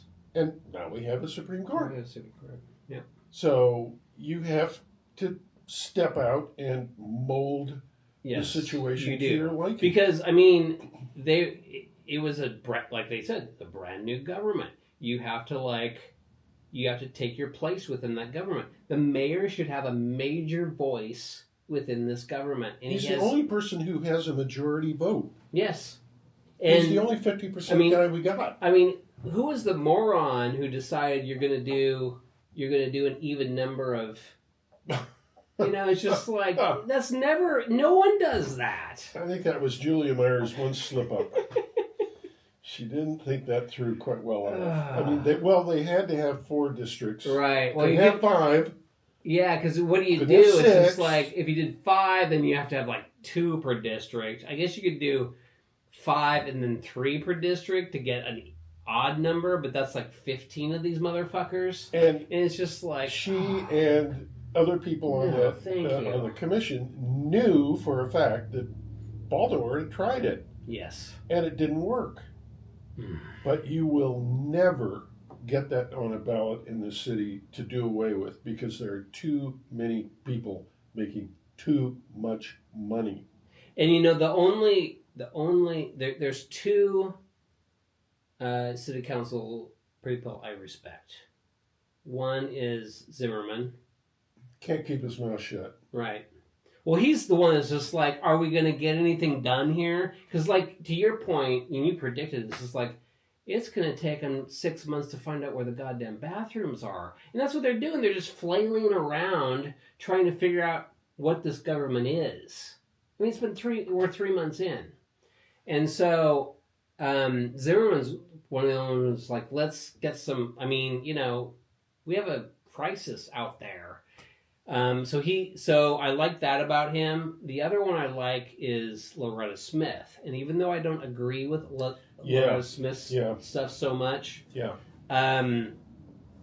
she was the one who was like actually saying like the mayor should have the tie vote. Begging the guy and to step up to the plate. Was, you know, shoving her aside. It was just like, they don't want a mayor. They don't want a mayor at all. I mean, they want a figurehead mayor, Well, they got it. And then Keith Wilson agreed with that. He has zero power. And like you said, if he would have stood up that first day and said, "I'm the mayor," I'm and the charter as it currently is states this, so I am going to decide. Yeah. They wouldn't have been able to do anything. And he should immediately have announced that he is going to try to put forward a ballot measure to give the mayor a veto. Yes, that was so because ridiculous. This council will run hog wild. And there is the whole idea of, at least American-style democracy, is you can go so far, but you can't go beyond that point. Yeah. There's got to be somebody who can stop you. Yes, absolutely. And checks and balances. We are going to find out as this whole drama unfolds in City Hall that they're going to test the limit, and they're not going to find it. Right. So you have a situation in which Constance Avalos with your big hoop earrings and the other socialist can talk about we want to seize control of the entire market for low-income housing in the city of Portland because we have made it impossible to build that kind of housing. To build housing. We have ruined that market, and now we are going to own it. As someone who is in the build industry in Portland, there's no work being done here. All of our work is Southern Oregon, it's Idaho, it's out east on 84. There's no work here. Well, you go down through Hillsborough, and they're building like crazy in Hillsborough. Once you're inside the metro, the arbitrary line of saving our farms, it's a vibrant economy. Yeah, absolutely. I mean, and we wonder why Portland's still lagging behind. It's because of all this. I mean, we had a builder friend of ours who was involved. They had a client who needed to remodel a bathroom, and the permitting to remodel a bathroom, $5,000. Yeah. I mean, it's just like, what? Yeah.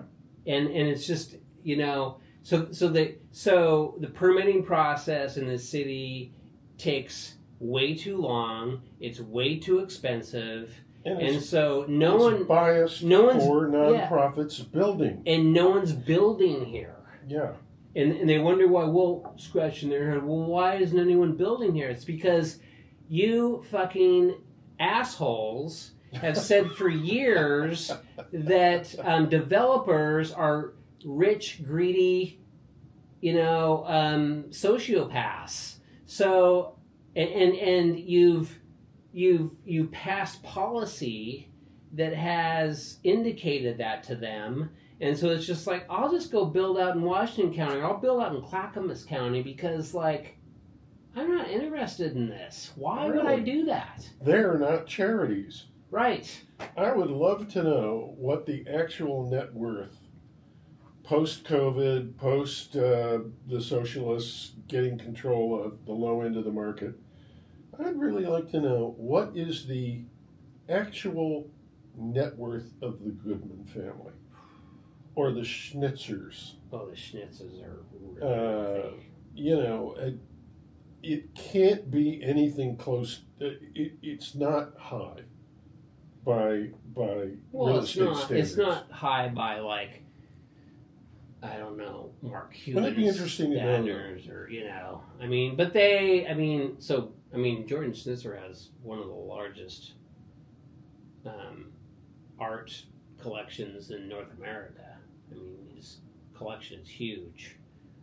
But, they don't control Snitzer. Well, it's not even Snitzer Steel anymore. They sold it out like in the 90s. Like the family is Coasting. coasting, Kind of coasting. and they're You don't want to coast in a city like Portland. no, You and really do not. they're invested into downtown property, which has just been devalued by almost 60%. It's worthless. Yes, and same with Goodman. I mean, the Goodmans were going to take a quadrant of downtown, kind of in that Old Town area, and they were going to smash it down. Yep. And build it back up. Yep. And you can argue until the cows come home, well, it wouldn't have been all that great. But it would have been something. Yep. As opposed to a human feral sink. Which is what it is now. It's worthless. Worthless. And they sucked all the vibrancy out of it. Like, all of the... I mean, I don't know if you remember, but, like, if you were here at the time, but, like, lower southwest Portland near Burnside.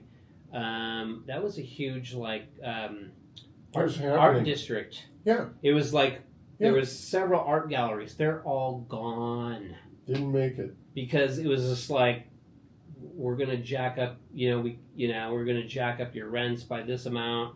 I mean, all that vibrancy, that all the art. I mean, like there was a music store.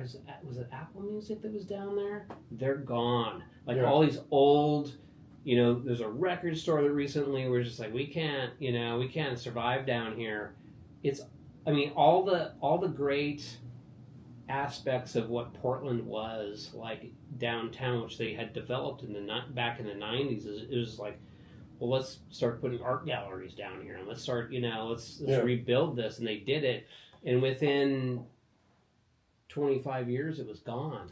Well, COVID was the coup de grace, but I don't think it would have developed much differently even without COVID. Is someone who was in the relocation business. It happened 3 years before COVID. It was they were leaving in droves. Yeah, they couldn't make it down there anymore. Well, the thing that socialists don't particularly like to think about is people can leave.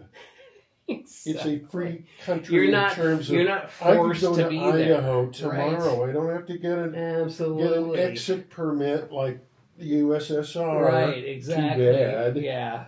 But you can vote with your feet. And one of the problems. Are you ready for? Let me just finish this one. Okay. One of the problems, and a very good friend of mine points this out because she lives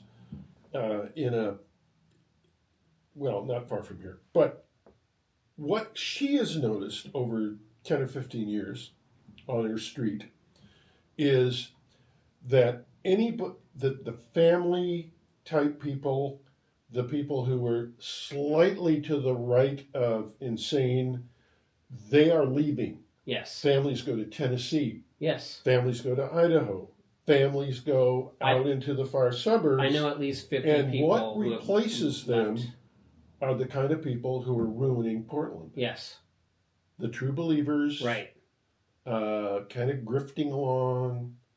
The far left, into I'm scared. Whatever little minority thing is going. Yeah, the people that are, I'm afraid to be in Dallas, Texas, swap. So I'm going to, they're swapping people who create wealth for people who suck off the system, basically, is what they're doing. And it's very easy to exploit the system. Yes, it is. Very easy to do that. You can live not at a high level, but at a high subsistence level. Yep. You can live on the government tit indefinitely. Absolutely. You're not going to be comfortable. It's going to be hand to mouth, but you'll survive. This is the problem with the Whale, which is right down your street over on Gleason, 96, bonded, supported by your tax dollars and mine. Yep. Built by a quasi non-profit. Nobody will ever tell you whether or not Reliant Northwest is a 501c3 or not. And I've sent any number of queries, and I never get a response. Yeah. But okay, it's in the hands of Catholic Charities and another big ethnic nonprofit. I guarantee you, and again, they'll not respond to this, but they're not paying system development fees. No. They're not paying property tax. They're not paying They're not paying utility this, they're not paying connection that. fees. They're not paying any of that stuff. 96 apartments for people who are 60% of the poverty, the official census poverty level, which is a fictional number Yes. that nobody respects. It's a fiction. Right. These are people who are getting in good, SNAP, subsidies, tax write-offs, tax rebates. Right. Census doesn't count any of that No. stuff. So it's a huge distorted piece of the real estate market. Absolutely. Social housing. Right. And then Candace and Mr. Green come along and say, well, we don't have enough of it. We don't have enough of it. Let's build some projects. Let's do some Pruitt ego stuff. I mean, it's just like let's just go full bore. They have no sense of any history of anything that is of what that entails. Anyway, let's drink some more. Yes. So this is Penelope Weeded, which I love. I love the entire Penelope brand. It's really good. They do multiple things. They do a toasted. They do a full proof. They do. We'll try another one down there, which is really amazing. Actually, it's a completely different. Oh situation. yeah, I sniffed that one before we started, and so this is fabulous stuff. Before we drink, I might turn some lighting on because I think it's getting a little dark in here. Yeah. We'll see what it looks like with the camera. Yeah, it's getting a little dark. We don't go too light. There we go. There we go. Yes. I should have brought my sunglasses. Yeah, I'll turn it down a little bit. That's a little bright. But this is no different than being in Tinker Tavern. It's pretty dark in there, too. I like dark bars.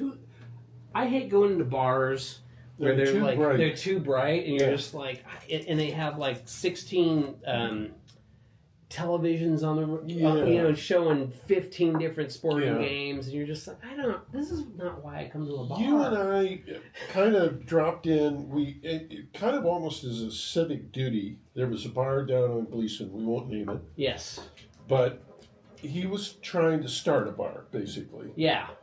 And the lights were way too bright, and there were too goddamn many television sets going, and it just wasn't, it wasn't a bar. It wasn't happening. It wasn't? Yeah, it didn't have that kind of thing. It seemed like a weird little, like, cafe almost, kind of, where you'd have sandwiches, for lunch or something. It just wasn't like, nice guy, Australian guy. Is that still going? Is that still... Still there. Still there. He's pounding away at it. That's a rough place to... I mean, there's been, I don't know, since I've lived here for 10 years in this neighborhood, that's been... a death location. That's been 5 or 6 different things. Yeah. Nothing lasts. Yeah. Isn't that interesting about real estate? It is. Some places make it and some don't. What's interesting about that place is it's like, it's a neighborhood. There's not many bars over there. No. But I think people like you live on the other side of 82nd. You come over on the other side of 82nd to drink. Yes. And imbibe. Yes. Yeah. One has to choose one's little home. Right. In Britain, they call it your local. Mm-hmm. And it's almost like being admitted to a kind of a club. Yes. And hi, Finnegan. How you doing? Finnegan. So this is what we call his brain ball. And we call it the brain ball because you can put kibble in it, and he rolls it around and gets the kibble out. Gets it out, yeah. And it supposedly helps with their brain like their intelligence. Well, you're talking about a dog. I know. And They so know what they need every to night, know, but that's about it. he's smart enough to know that at some point during the night, I bring the ball to Dad, and he'll fill it up. And he's trying to get me to fill it up. I'll fill it up for you later, okay? He doesn't understand that. He doesn't understand later. It's Later like, is not dog language. it's like having 3-year-olds forever for like 15 years. Yeah. They can never grow up and Right. keep you as Right. an old hobbling No. derelict Right. with no brain power left. Absolutely. No, Just like, no. no. Oh, that's too bad. Yeah. Well, Yeah, live and live. Here's to you. absolutely. This is good juice. Yeah, I really like this Penelope Weeded. It's very good. Thank you, Penelope, for making this. That is not a brand name that you would associate with good old Bourbon. bourbon. And I think it's, where is this from? Is it from Chicago or something? It's probably Kentucky, but I bought the first bottle of this I've ever had in Chicago. I'd never seen it before. I'd heard about it. It's a beautiful bottle. And I bought like the full proof. I don't even know where it's. So this is the slightly tamped down. Well, this version is 95 proof, so it's not. I've never had a bottle of Penelope that I didn't like. They have about a half dozen different things that they do, and everything they very do pretty.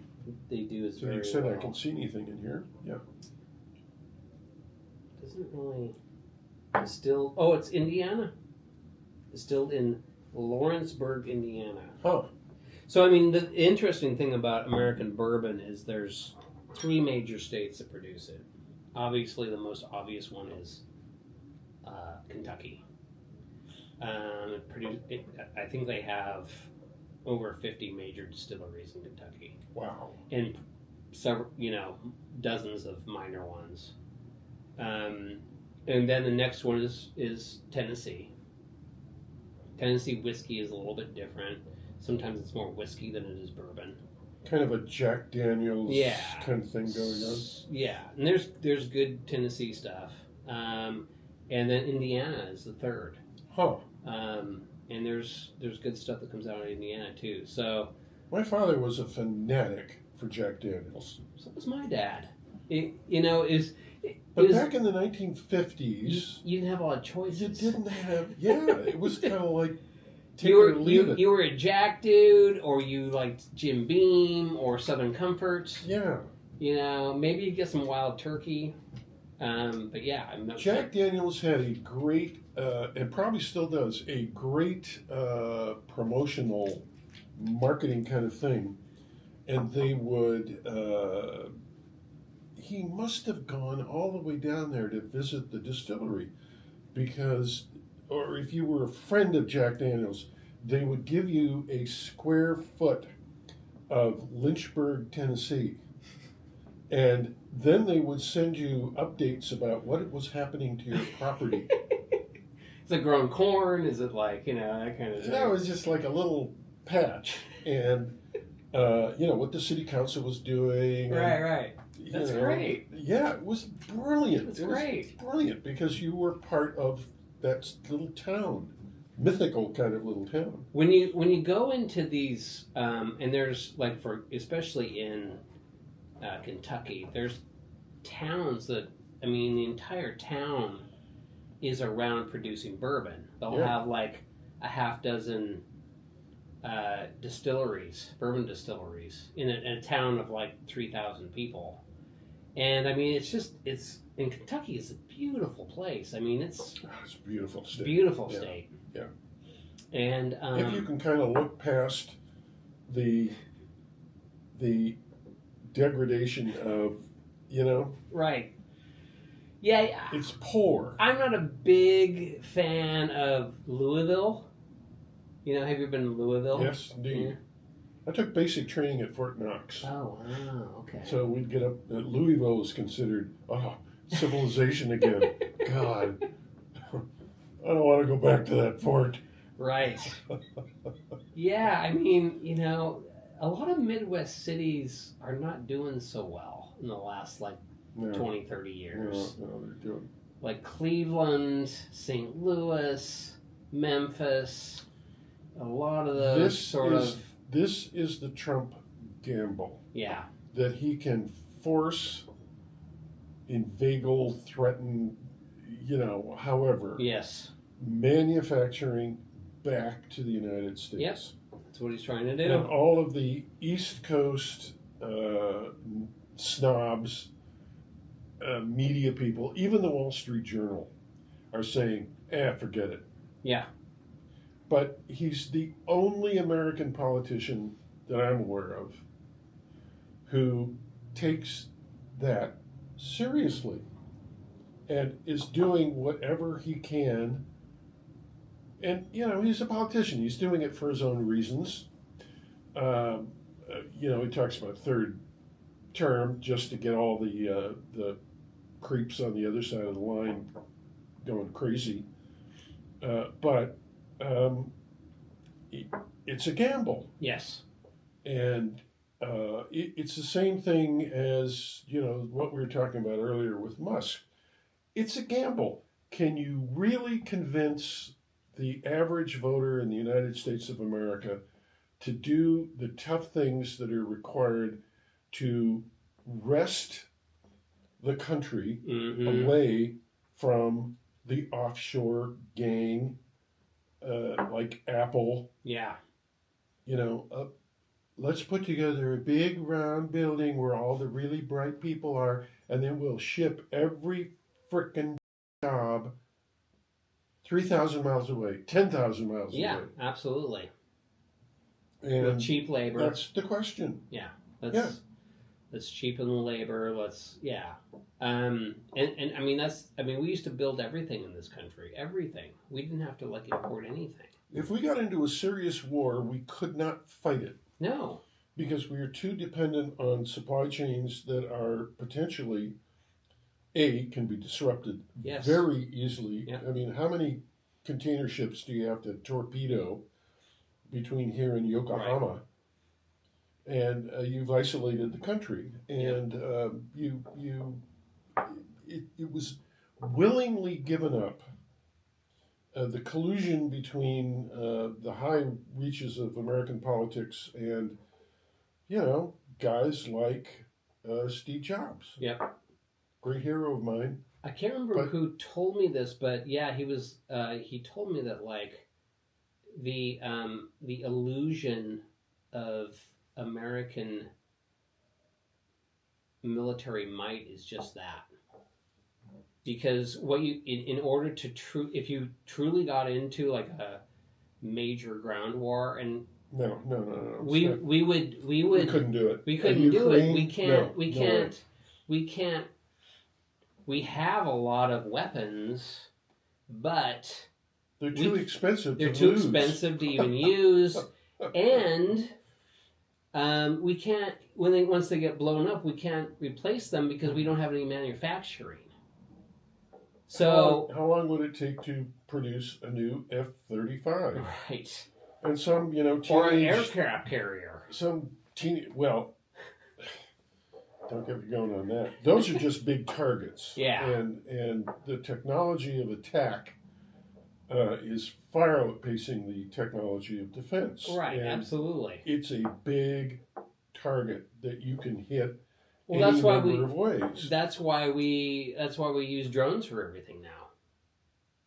It's okay, let's we'll send a bunch of drones in, bomb some shit, and then we'll who cares if those get shot? Well, the most pathetic thing, when it comes to warfare, the most pathetic thing was the big announcement of the F-47, I think it was.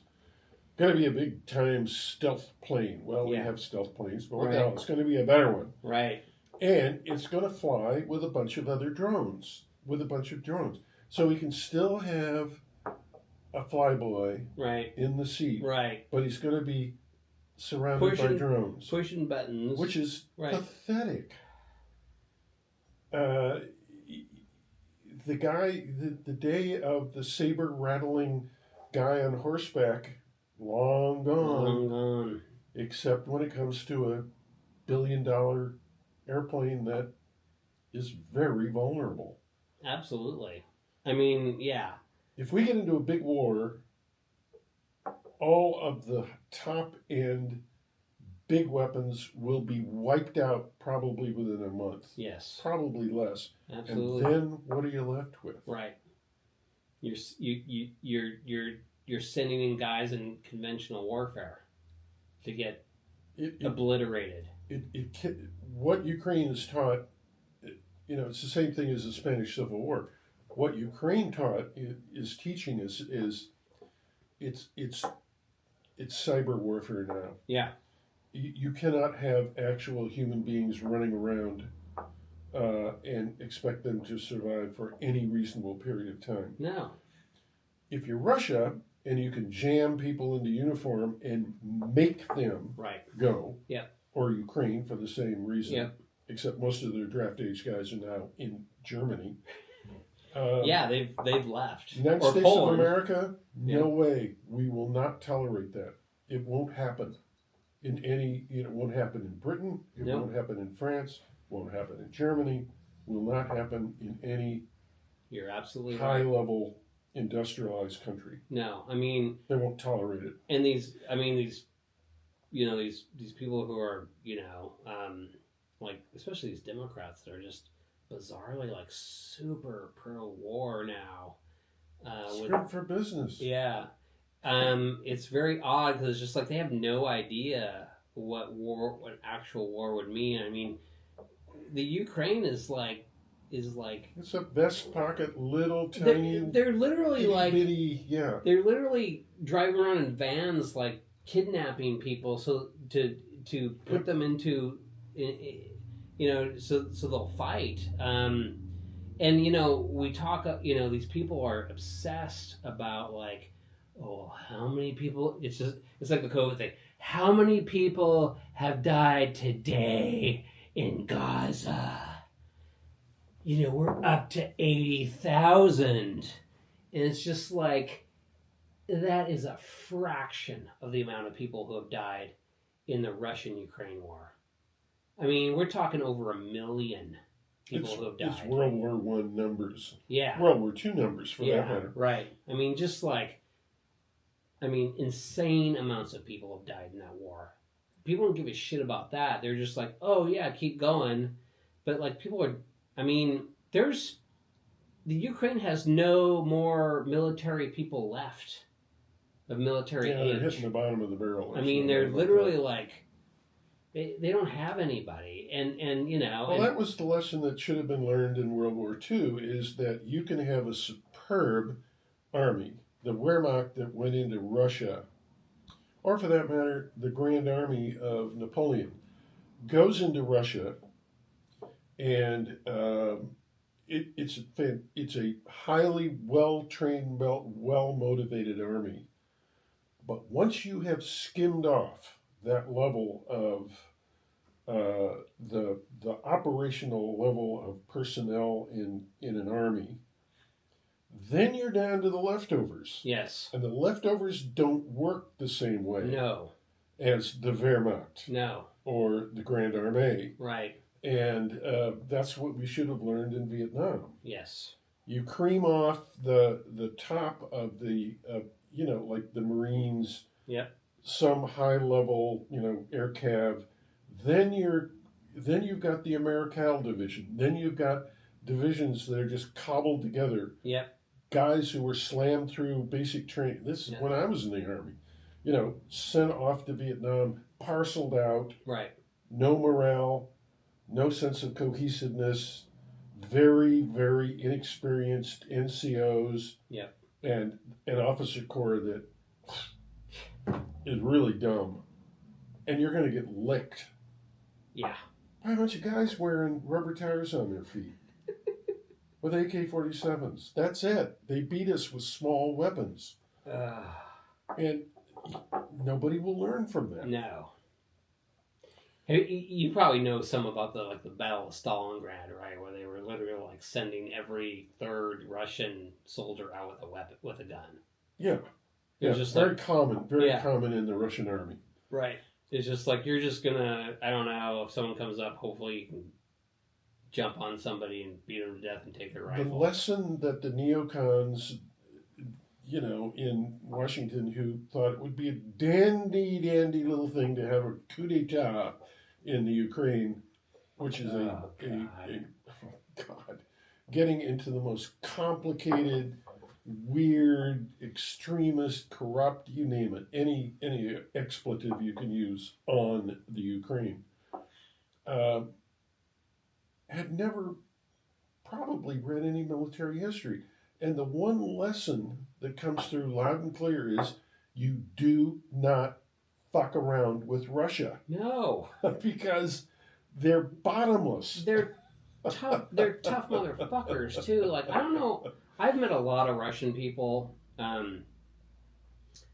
They're hard and cynical. They are, yes. They're tough people. Like, they've been through the shit, and they will gladly roll around in the muck like pigs. I mean, they will gladly do that.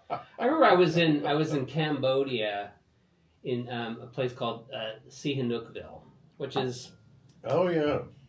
an interesting place because it's a tourist place.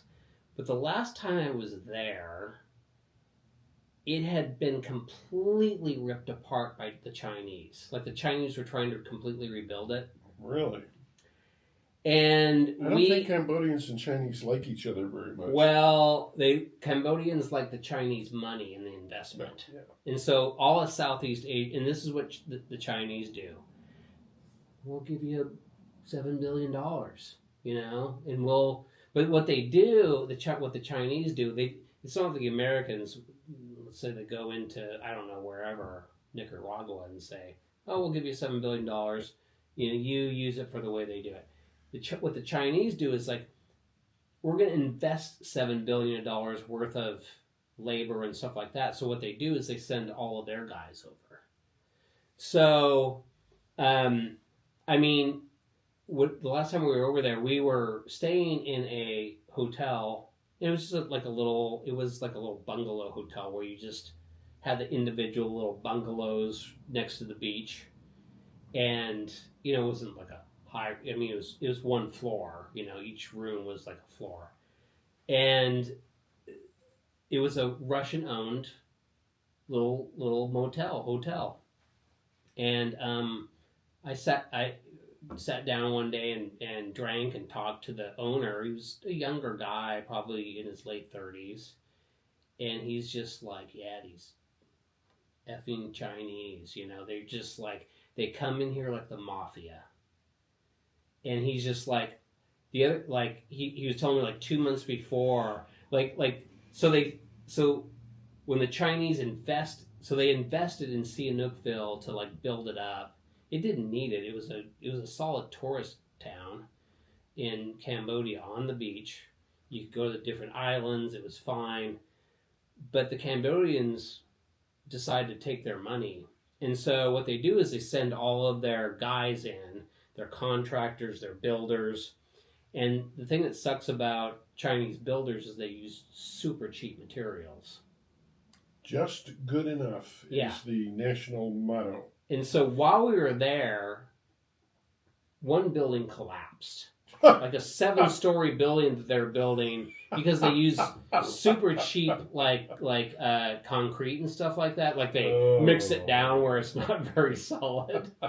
And once every 2 or 3 months, like a building collapses that they're building, there's pancakes on I don't know, 50 workers. Oh, okay, well, it's just, and I mean, Sihanouk, I'd been there years before, but when I was there again, it looked like Beirut. They had torn up the entire city, completely torn it up. And this Russian hotel owner, he was just like, yeah, these, he just hated the Chinese. He's like, they bring in all their workers, they bring in all their women, they bring, and he was just like, yeah, they'll walk up and down the street like they're goddamn mafia. And he was just like, this is a big Russian dude. You know how big Russian dudes are. They're like 6'3", and they're barrel-chested, and they're tough, and they got the big beards, and they got the scowl. And he had all that. Nice guy, though. But he was just like, these Chinese contractor dudes were causing problems for whatever reason. He was just like, what are you doing? Get out of here, or whatever. And they, like, beat the holy living crap out of him in the street. Really? In front of his hotel. Whoa. And the Cambodian government didn't do anything about it. Of course not. And he was just like, this is awful. Was he going to sell out? Yeah, I mean, he was seriously thinking about it. Really nice, like, little bungalow hotel, just like beach scenery. Just, you walked across the street from the hotel and you sat on a beach, and, you had the girls come out like, oh, you want your toes, done and stuff, and you want to, and you're just sitting out there and you're drinking, like, Thai beer and, whatever. But, yeah, it was just like, it was really bizarre to see. The average American has no idea that places like that exist on the planet. No, they don't. No, they don't. They've had it so easy. It's so expedient. Yeah. That they just don't really. I think this is a problem with a lot of younger people who really think, if we go out, if we take a day off from class and we go walk around and we carry signs, that will do something with the climate. Which is not the way the world works. I hate to tell them. Weird. And there's nobody in the educational establishment will say, kids, I hate to tell you this, but we're going to read a little history here, and we're going to talk about the Nazis. Or we're going to talk about the communists. Right. And they didn't like people doing that. No. So what would they do? They would kill you. Oh my gosh. It's depressing when you really come down to it. Yeah, So why the hell are we staying in Portland? There's the magic question to my mind. Well, we've talked about this many times before about it's just we never reach an answer. Yeah, I mean, we both talked about our fantasies about moving to personal various... in the end. Absolutely. There are great things about Oregon. There's still great things about Portland. But Portland's becoming more and more to the point where you're just like, you want to get away from it. Yeah, and as we talked about before, I've traveled a great deal, and every time I travel, it's really hard to come back here. I'll bet. Because I'll bet it is. Anywhere I go, it feels better than this place. Me too. And it's kind of one of these things where it's just like, well, maybe it's just because my history here, and like, we decided to get involved and tried to quote unquote save it, and that was probably silly because this place is probably unsavable. It does not want to be saved. Right. It thinks it's doing great. Yeah. And so it's just like, well, we should probably go someplace that would appreciate us. Or just leave you alone. Yeah, or leave you alone. Give you a certain amount of the private sector. Or a place where you just felt like you didn't have to be like, what are you doing? Kind of thing. Where you just stand up and just like, why are you doing this? Yeah. And for me it was and to some extent my partner Pam Fitzsimmons, looking back on it, I think we got hit pretty hard by Jack Bogdansky. Yeah. Bojack. Yep. When he signed off, and he's still signed off. Yeah, he is. I checked his website out. He took it seriously. And he basically said, I've had it. I'm done. What's the point of talking about any of this kind of shit? Because it's not going to change. It's not going to change anything. And that's a very serious problem. We thought we were doing some good in 22 because it was like, oh, we're starting to get some people in. We're starting to get Renee Gonzalez in, and Brim Edwards. She's not perfect, but she's better than like a lot of them. True. I think she cares. She cares. There's but with this last election, hats off to them. They run the show. They know what they're doing, and they're so we deeply connected. Into the trap. Yeah, we did. We thought we could do something about this, and it's just like, nope, we can't do anything about this. Yeah, you do. You reach a point at which, for us, I think writing is a bit of a compulsion. Well, it's what I've done all of my life. It's catharsis it's tough to me. Stop. It's catharsis. Yeah. It's just like I can sit in it and be like angry. But is personal catharsis enough? No, it's not. I would rather just sit on a goddamn beach and drink tequila and retire. It has to have a little parasol in it. Right. And just enjoy myself. Why not? Why not do that? That's life. Rather than just worrying about everything and then like fighting all the crazies in this town. There's a lot of crazies. Why should I allow somebody like Steve Novick into my head? Why do I want him in there in the first place? You truly don't know like Steve Novick. It's just like... He cost me $60,000. Yeah. Indirectly, but it was attributable to his craziness. Today I call him a tax troll.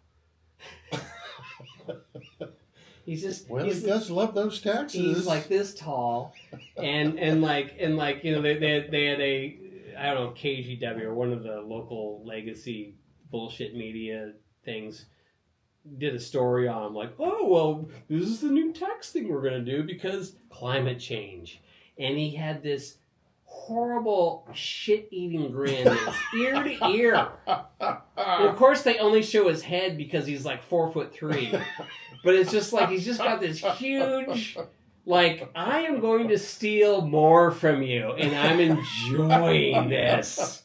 This is so fun, fucking you over. So we're gonna end the night with some people call a dessert bourbon, and it's another Penelope. This is really good. I hate to admit because I'm not a big sweet I pre-sniffed the bottle. Oh my god, this is and it was so really good. Great. It's finished in honey and Aberana barrels, and I love Aberana finish. I've never had anything finished in honey, but it's. You smell it. It's like very honey overload. It's very sweet. It is just an elixir. And it's low alcohol content. Excellent. Great. Thank you. And it's fabulous. Well, we were earlier, before we started the video, we were talking about what are the perfect booze, what is the perfect accompaniment to sitting there in your easy chair reading the Brothers Karamazov? And this might be it. This is, you're cozy. Oh God, that you're unbelievable. You're in front of a fire. Oh, and you don't even have a fireplace. Right. Your living room is burning down, but you don't care. What people in this country no longer understand is how amazing Russian art is. It's pretty neurotic. It is. It's very neurotic. Like, you just got to give up to the But there's some great Russian art, architecture, music. Well, yeah. Back to Shostakovich, absolutely. Nothing like it. I know a lot of Russian Slavic people because Portland has a pretty large Slavic population, actually. Why is that, I wonder? I was told about this before. Lots of Ukrainians. A lot of them came over during the Reagan period. And he he heavily sponsored people. He had a guy, I can't remember his name. God, I wish I could remember his name. But he was in charge of like bringing all the Russians over. And And a lot of them are religious dissidents, right? yes, yes. So they, strangely enough, now these were all like Eastern Orthodox Christians, but they brought them over, and the But guy it's a that different variety of, as I understand it, it's like a breakaway from the official. oh, it's You know? so one of my really good longtime friends is now a bishop on the East Coast Oh. of the Catholic Church, but it's Eastern Catholic. Now, there's people get Eastern Catholic and Eastern Orthodox confused. Eastern Orthodox is more like Greece, down Right. that way. Right. And it's political. It's very plugged in. Eastern Catholic is like the Slavic Catholics, and so it's different than like the traditional Catholics. It's different, obviously, than the Eastern Orthodox. They don't. Do they recognize the Pope? Yes, Oh, okay. they are Catholics for sure. Right. Okay. And there was a huge, and he had a church here over in the Overlook neighborhood, that Eastern Catholic Church, and it was all, Russians, and various Slavics. There are so many different, once I started looking into like Slavic people, there are so many different, there's like 150 different like derivations, Flavors. of that. Yeah. It's so interesting, and they're all sort of different. If you go down sort of like southwestern Russia, that's when you start getting into, because they start getting Turkey and stuff. There's like Muslims down there, like the Chechens. The Chechens are all Muslims. Yeah. So like the two brothers that bombed the Boston Marathon, those guys were Chechens. Yeah. They're Muslims. Yeah. So we forget that like Russia is a gigantic country that has so many different, probably as many different flavors as we have in this country in a lot of ways. Like the eastern side, like a lot of them are very Asian looking, influenced by Korean people that came across, and it's very fascinating. Russia is. That's what put Stalin and the Red Army over the top. Yeah. They brought in the Eastern. They just cleaned out all the men. Yep. Probably a lot of the women on the eastern end of Russia. Yep. Shipped them over. Mm-hmm. Stuck a rifle in their hands and pushed them over. Right. Against the Wehrmacht. Just wore them down. Absolutely. Yeah. Well, that was interesting too, because I remember when. How good is this, by the way? You've This is great. This is just great stuff. This is great. It's insanely great. It's super sweet, but it's not. I want to buy some of this stuff. It's not like annoyingly sweet. It's just like no. It's got a tobacco-y kind of what I would call. I don't want to be too hoity-toity here, but a tobacco-y kind of note against the sweet. Against like there's a lot of honey there, but so the sweetness is, how honey is. Honey is not like super sweet. It just sort of has like the sort of viscous sweet to it. Yeah. It's not overwhelming. And some honeys are almost to the point of being leathery. Yes. There are a whole bunch of different gradations. Absolutely. Yeah. No, this is just. This is a Dostoevsky whiskey. No doubt about it. It's so good. Anytime it's not in the bourbon world. It's not cool to be too sweet. Like you have to sort of struggle with it. A little bit. Definitely. You got to be like, oh. It's Clint Eastwood at the bar slamming down. He's got the bottle and he's slamming him down. He's got the squint eyes and he's just like, ugh. He's just pulling them off and he's just like grimacing. Yeah. And then you go out and shoot somebody. No, this is a little different kind of thing going on here. Which I like. One of Pete Townshend's, of The Who's, first solo albums was called All the Best Cowboys Have Chinese Eyes. Really? And the reference to that was Clint Eastwood, because he always had that super squinted, like, you know? And I mean, and it's just like, the thing that's great about Pete Townsend, he's one of my favorite songwriters. It's so, like, visual, and there's humor involved as well. And so it's just like, that's just hilarious, because you're absolutely right. He's just got these, you know, he's got these slits for eyes. He's got this grimace on his face all the time. I mean, it's just awesome. But yeah, I mean, what were we talking about? We were talking about Russia, I think. And then we got to Clint Eastwood somehow. So we're 4 drinks in. So this is where it usually devolves to, it's like, what were we talking about? What a debauchery. Absolutely. Well, we've settled a whole bunch of accounts here with Angelita and Steve. We're in District 3. We're stuck here, man. We have the worst, by far, politicians of it's any the bottom district. Of the barrel. It really is. We have Steve Novak. We have Angelita Mejio. And we got... Teacher Tiffany. Teacher Tiffany. Oh. Was she ever really a teacher?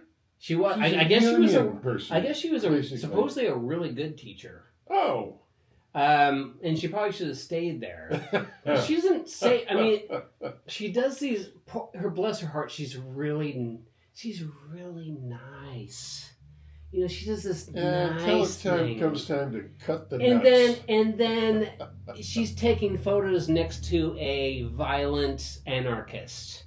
You know, and you're just like, and the weird thing about her, she raised by far the most money of any of the Portland candidates. She's connected to the teachers union. They run the show. They run the show. And, you know, I remember, like, for like a month, I love watching YouTube videos. Every other YouTube video would have her before, you know how they do the ad beforehand. Yeah. And it would be Teacher Tiffany on her little scooter going through the neighborhood with her little, you know, hat, you know, like protective hat on. And you're just like, oh, come on. It's just like, oh. My honest opinion is anybody who reaches the ballot has failed a psychological test. They are narcissistic. Absolutely. That's a gimme. Yes. Probably borderline sociopathic. Right.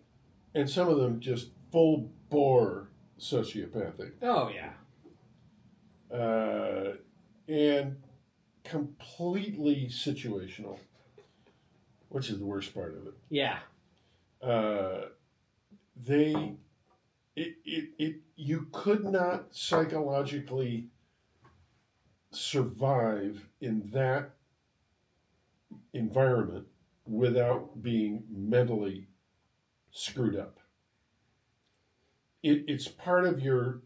If you're not screwed up in that way, you would never get into that game in the first place. Who would want that job? There's a lot of things I would rather do to make $132,000 a year. It's chicken feed. It is. When you come right down to it. Right. I mean, it's just that there's a lot of things I would rather do. Now, granted, to some of these young people that are in there, it's just like Well, they're a little desperate. They don't have. I mean, I don't think Mario has had a legitimate job before this. Yeah. And you know she's finally making some money, so she's starting to fatten up a little bit. Have you seen her double chin now? It's like she's eating steak and lobster, and we're over she's the line just here. like, we woo! can't do this. We cannot talk about double chins. Sorry. Right, yeah. No, that's We off should. the. Sorry, off the, and no, Lolita. you can't talk about the physical attributes of our political. I mean, anybody who looks at a photograph of Ron Wyden would shriek in horror. Where did this crawl out What from? is wrong with that guy? Well, he's Like just an old, physiologically. rich, settled in, How old corrupt is kind of he? guy. How old is that guy? Who the hell knows? I mean, Like, he might be younger than you, but you look way better. Like, what is the deal with his neck? Well, I'll bet he would like to know that. If you really got him into a corner at a bar and said, Ron, What is wrong? what's going on with the face here? He'd probably tell you that, And the guy has unlimited money. He's married to a he married up. New York Way up. landowner. Landowner. Like, I mean, that family has. I'll bet his wife says a little prayer millions. every night that, thank you, Jesus, I never bought property in the city of Portland, Oregon. I mean, yeah. I mean, super rich, rarely shows up in Oregon. Completely remote. Yeah. Like a robotic, for some reason X thinks I really, really, really want to know what Ron Wyden is. says. When I Whoever know is handling his social media, he probably never sees any of this shit. well, like he was the guy who took over for Cory Booker for the filibuster they were doing. So Cory Booker's a young guy. That was beyond pathetic.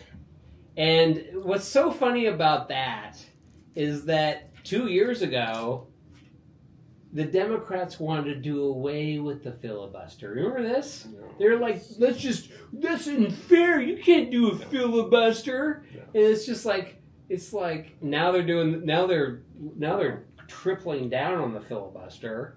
And it's just like, what? And that was my point at the time. It's just like, so this is something that the opposition does in order to get in the way of passing unfair law policy. Yes. Just like the Oregon Republicans did by walking out of the House, and then, of course, the Democrats rammed that one back up ran the their whole thing. tailpipe. Absolutely, just like, well, if you miss so many days, you're never going to be able to run again. So naughty. That's our kind of democracy. Right, it's democracy right there. Yeah. And then the voters thought it was just great. Well, that was whose bill that was. You can get anything passed in the state of Oregon. So the that collective IQ that was this state is very low. That was Confom's thing. And Confom does a lot of really. Let's not go to Confom here. Oh man, that's getting too gross. I mean, I don't even. I mean, when you see someone like that who has political power, it's there's nothing you can do anymore. And she's on the ascent.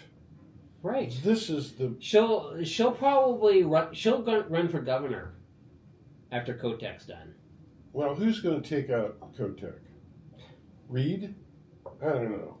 That's a big reach. At least Tobias Reed does some fairly reasonable stuff. At least he's going after a few people. But I mean, it's just the same. His machine. ultimate job is to protect the legal flank of the Democratic Party. Absolutely. This is how machines work. Yes. You have two jobs that are very, very important. Not necessarily the governor, Right. but you have to control access to the ballot, Yep. Secretary of State, Yep. and you got Yep. to protect your legal flank. Yes. The rest of it is icing on the cake.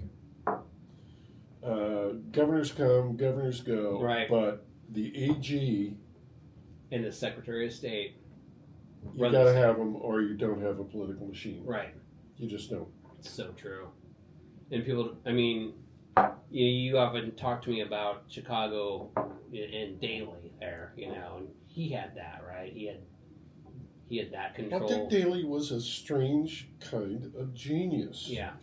And he worked Dick Daley got up really early. He went to work really early. He dealt personally with everybody. Who knows what he was doing? He was the only straight guy, and believe me, I knew some really great investigative reporters back in my Chicago days. Yeah.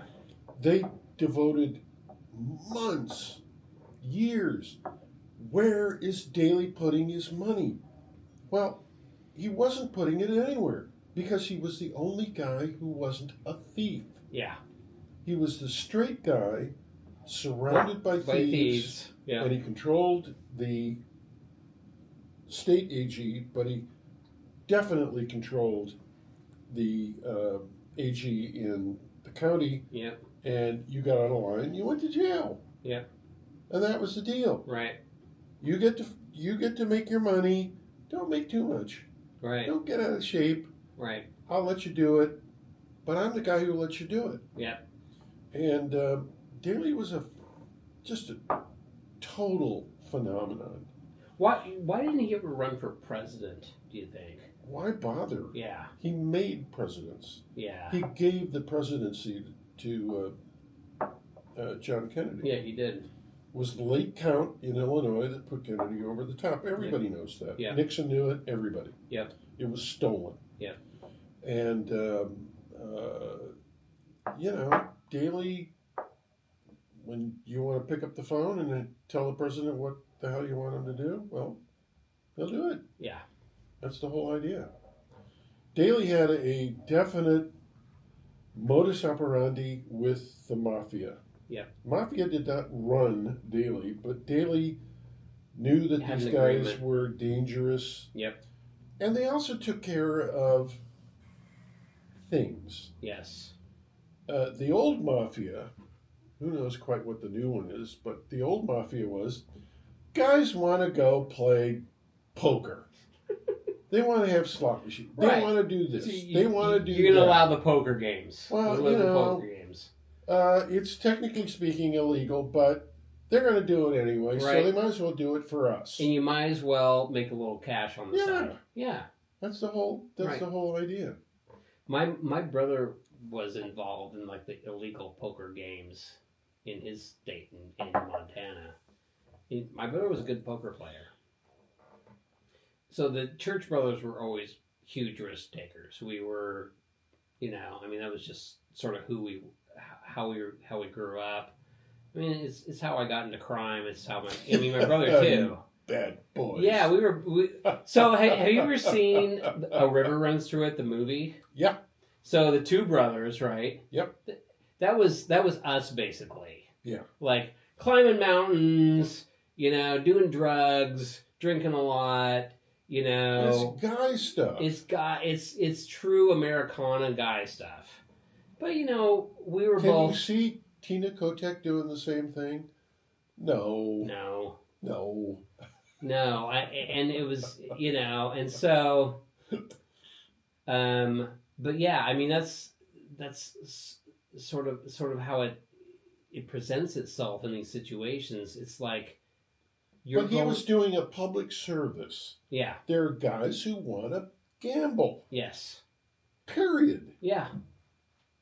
And it's like let's allow the card games. And as long as the card games aren't getting robbed, which they occasionally did, and maybe once in a while you allowed a card game to get robbed, and they would figure it out amongst themselves, and a couple people would die over that and that kind of thing. You bet. And, it was just... Great Sopranos episodes based on you gotta respect the card game. Yeah. Yeah, you never want... I mean, it was verbose to rob the card games. Like, you could not do it. It was just... And anyone who tried... It's a death sentence. Would end up, in Lake Michigan.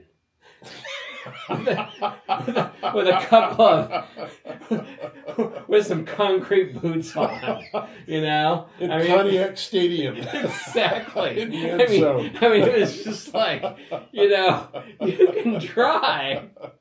Have you ever seen the movie Killing Them Softly? I don't know. Highly underrated Who movie. the hell was in that movie? Oh, great actor. So Brad Pitt was the hitman. Yes.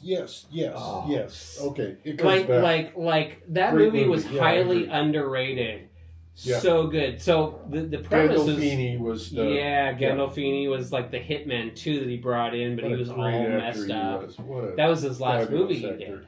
Yeah. I mean, it's so tragic that he died so young. Such a great actor. What's that Irish guy that's the actor that's got the crazy hair? He's Mendelsohn, Ben Mendelsohn. Brilliant actor. He Yeah. was in that. He was the junkie that like was part of the robbing, the two guys that robbed the. I mean, just great actors all the way through. The best part though about that movie is the end. It's Brad Pitt, and it's really another great actor. I can't remember his name. He's got like kind of the balding head, and he played the patriarch in 6 Feet Under. He's God, I can't remember his name, but anyway, he's the fixer, and Brad Pitt is the enforcer, the hitman. And at the end of the day, he's coming in. He's like, he's talking. He's comes to get his money after he killed like 3 people, and Richard Jennings.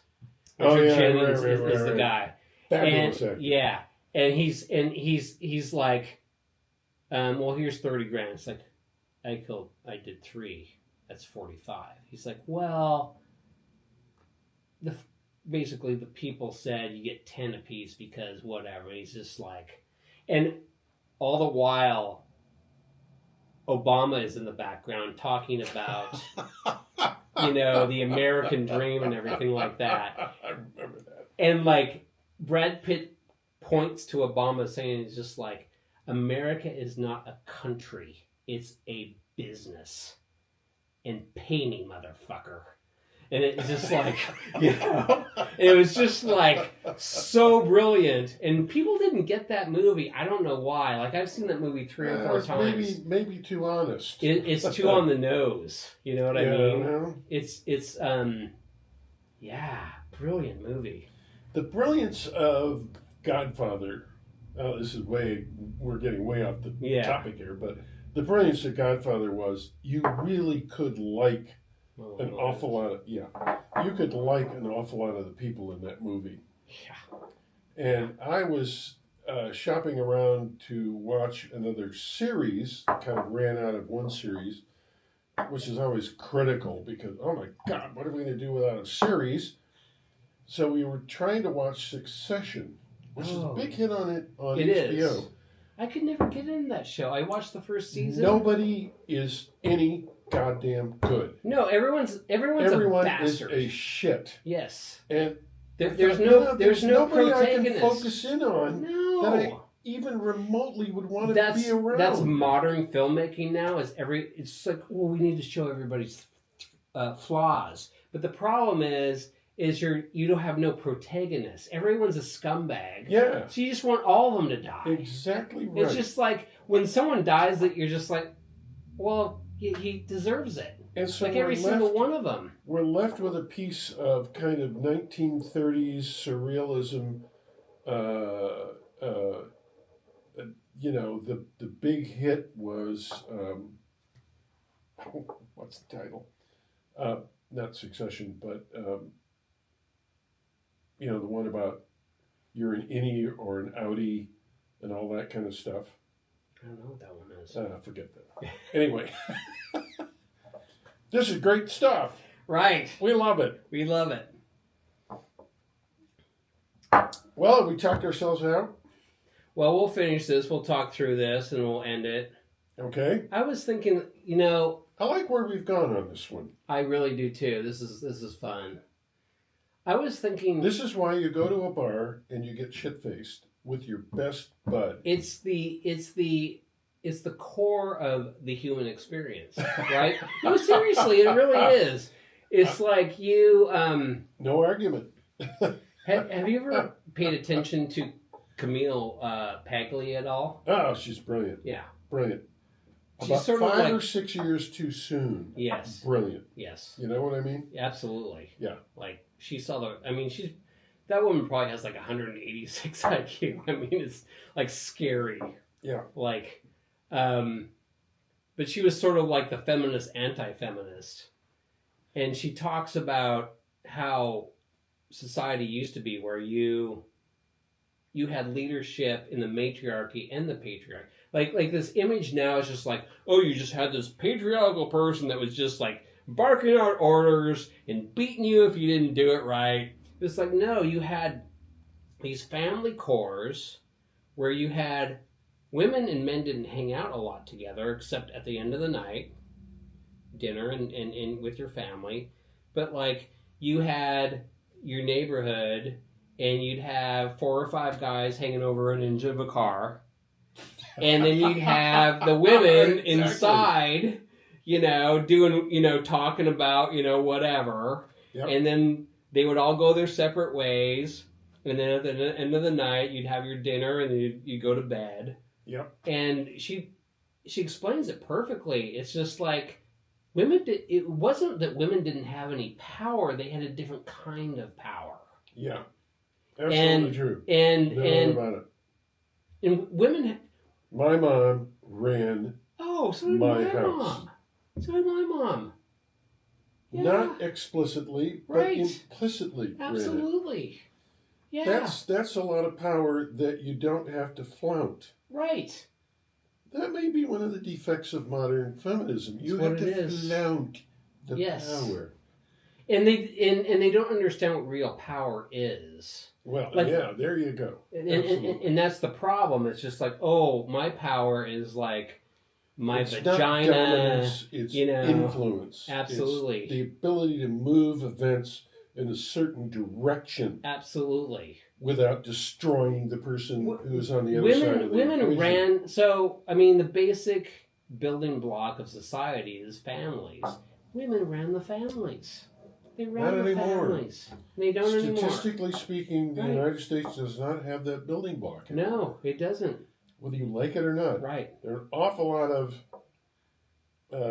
folks who really, like kind of lace-doily revolutionaries, who really think that ought to be just, it's too yesterday. These people have no clue, man.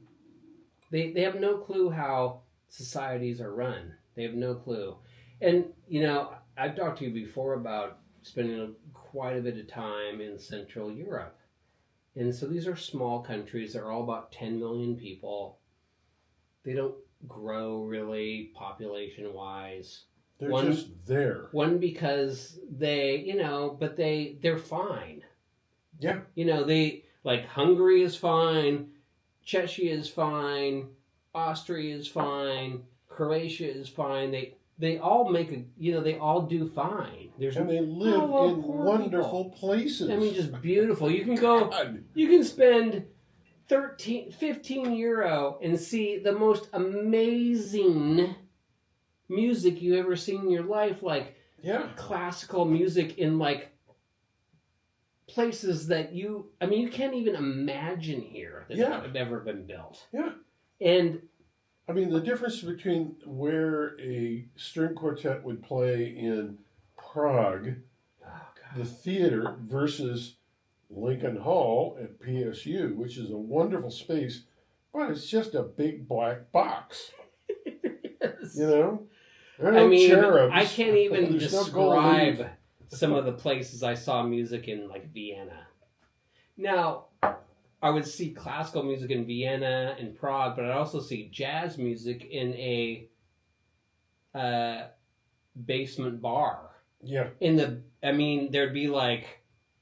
There'd be 25 people in there with the most amazing jazz. You'd be like from me to like 12 feet away. Yeah. Just incredible musicians.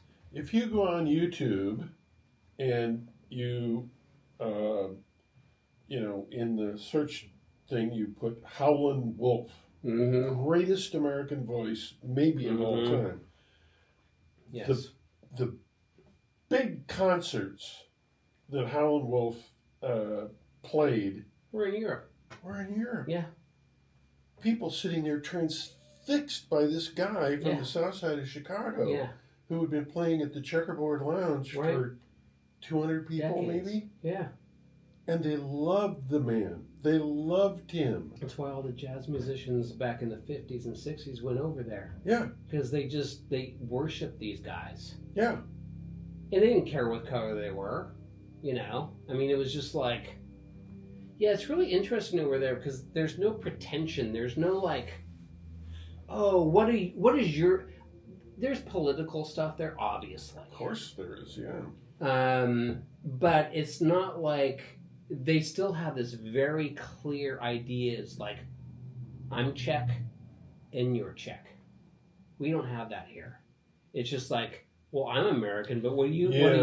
It's just like, you're not American if you don't believe what I believe. Yeah. And it's very communal. It's very they're nationalistic in the best possible aspect of that. Yeah. And these countries don't allow people in. Unless you have, like, for example, I looked into Hungary. Like, if you spend 600,000 euros on a place in Hungary, you can get It's true. You can get a Hungarian passport. That's right, a gold passport. Yeah. So and that's what a lot of countries do. It's like, if we we're going to sort allow of you do that in the United States, but we're not real serious about it. Well, except for the refugees, we'll just let them in and cause havoc wherever they want to. And I'm not saying that in any sort of negative way. It's not necessarily their fault. It's just like, we're bringing people into places where they can't get a job. They can't, it's just chaos. I think probably a majority of people are trying to come over here are legitimately trying to do it because they can't make it where they're from. But there's a lot of people too that are just like, it's bad.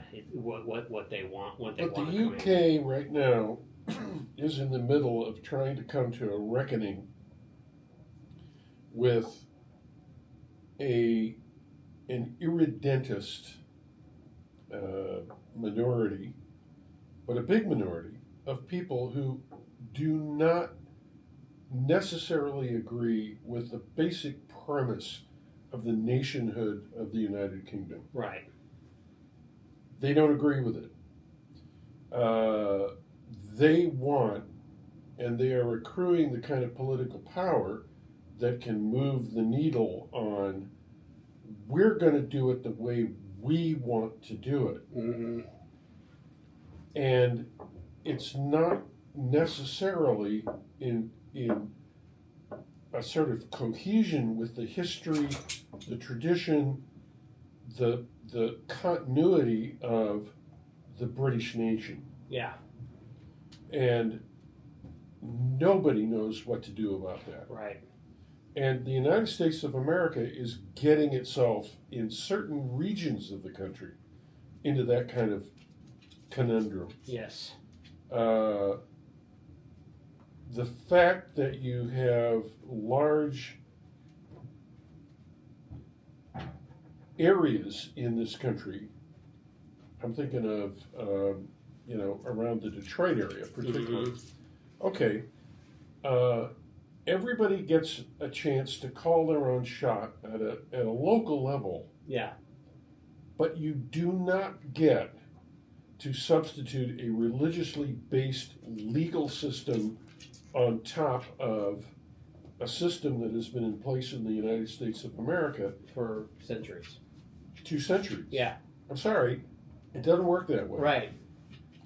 And so that's the push-pull in politics. And it's the push-pull in politics that we have to some extent, in Portland, which is, okay, how are you going to define what the norm is in terms of the polity of this entity known as Portland?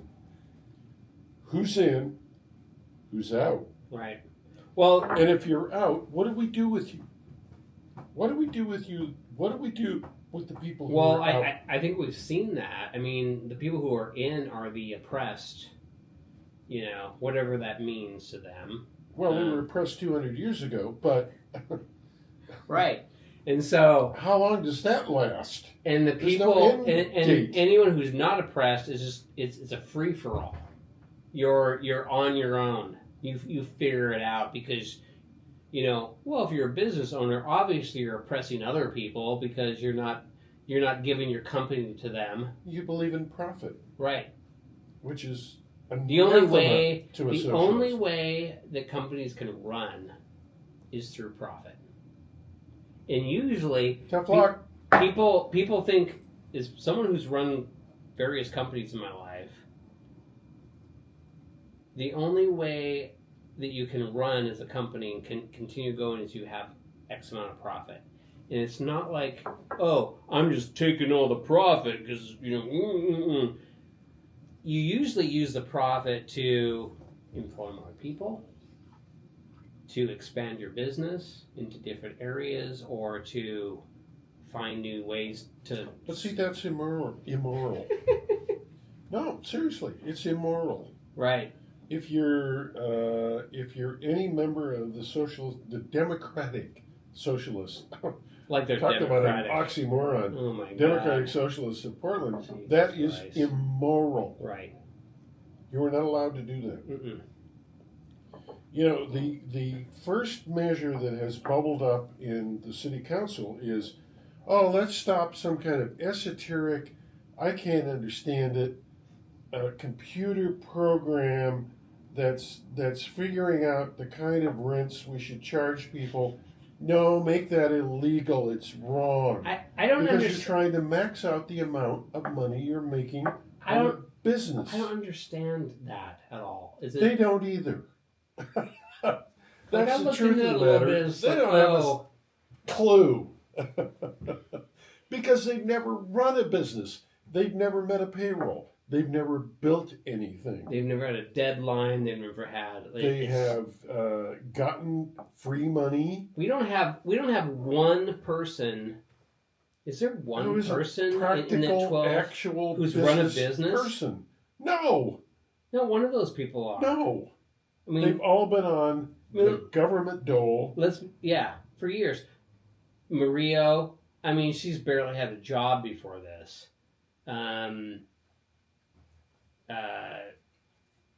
Teacher Tiffany, she was a teacher. What has Steve Novak done besides? It's all government payroll. Yeah. Olivia Clark.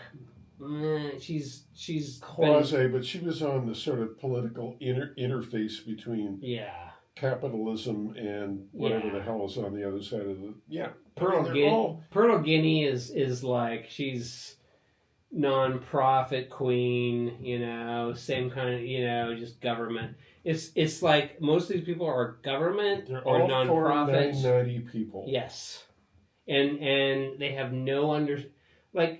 throwing a budget in front of these people. These people have no idea how to budget anything. No. They have zero idea. I mean, what is Angelita Mario understand about a budget? She has no idea. No idea. Well, I have a checkbook and I try to get it evened out every month. Sometimes I bounce some shit, but I mean, it's because of the patriarchy. Yeah, I mean, it's these people. I mean, I just when these people got elected, I was like, and I saw it coming, frankly. Oh, I think we all did. We saw it. I mean, it was just. I saw it coming even before they wrote the final charter. Yeah, it was obvious what Julia Meyer was mechanizing. The only thing that surprised me is that Avalos didn't get the presidency. She pushed too hard. She almost got, yeah. People were like, you're doing, what are you? Oh, okay, you're intimidating.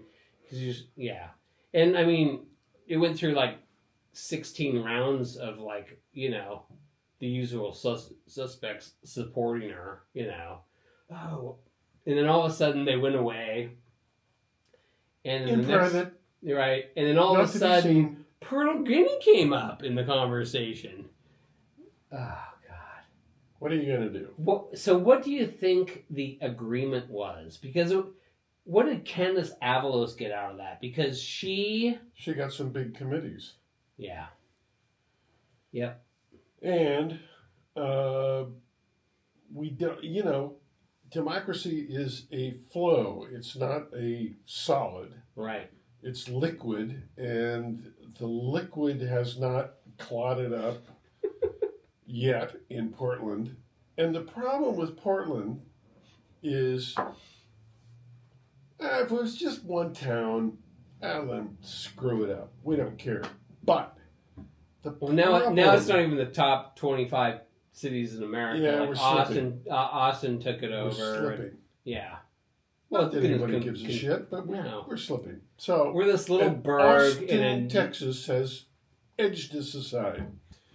Have you that been was to a Austin, one-day Texas? story in local, like that if you were a competent editor at the Oregonian, you would say, we got to find out about that.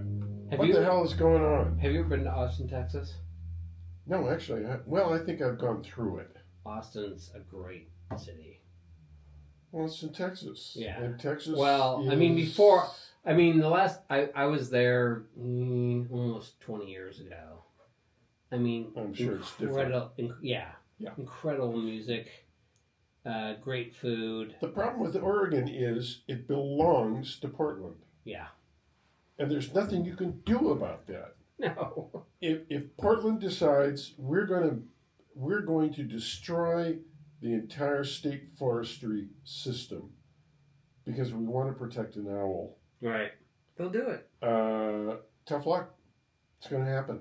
I remember when I first moved to Portland, there were 3 large corporations in downtown Portland owned massive buildings and office space that were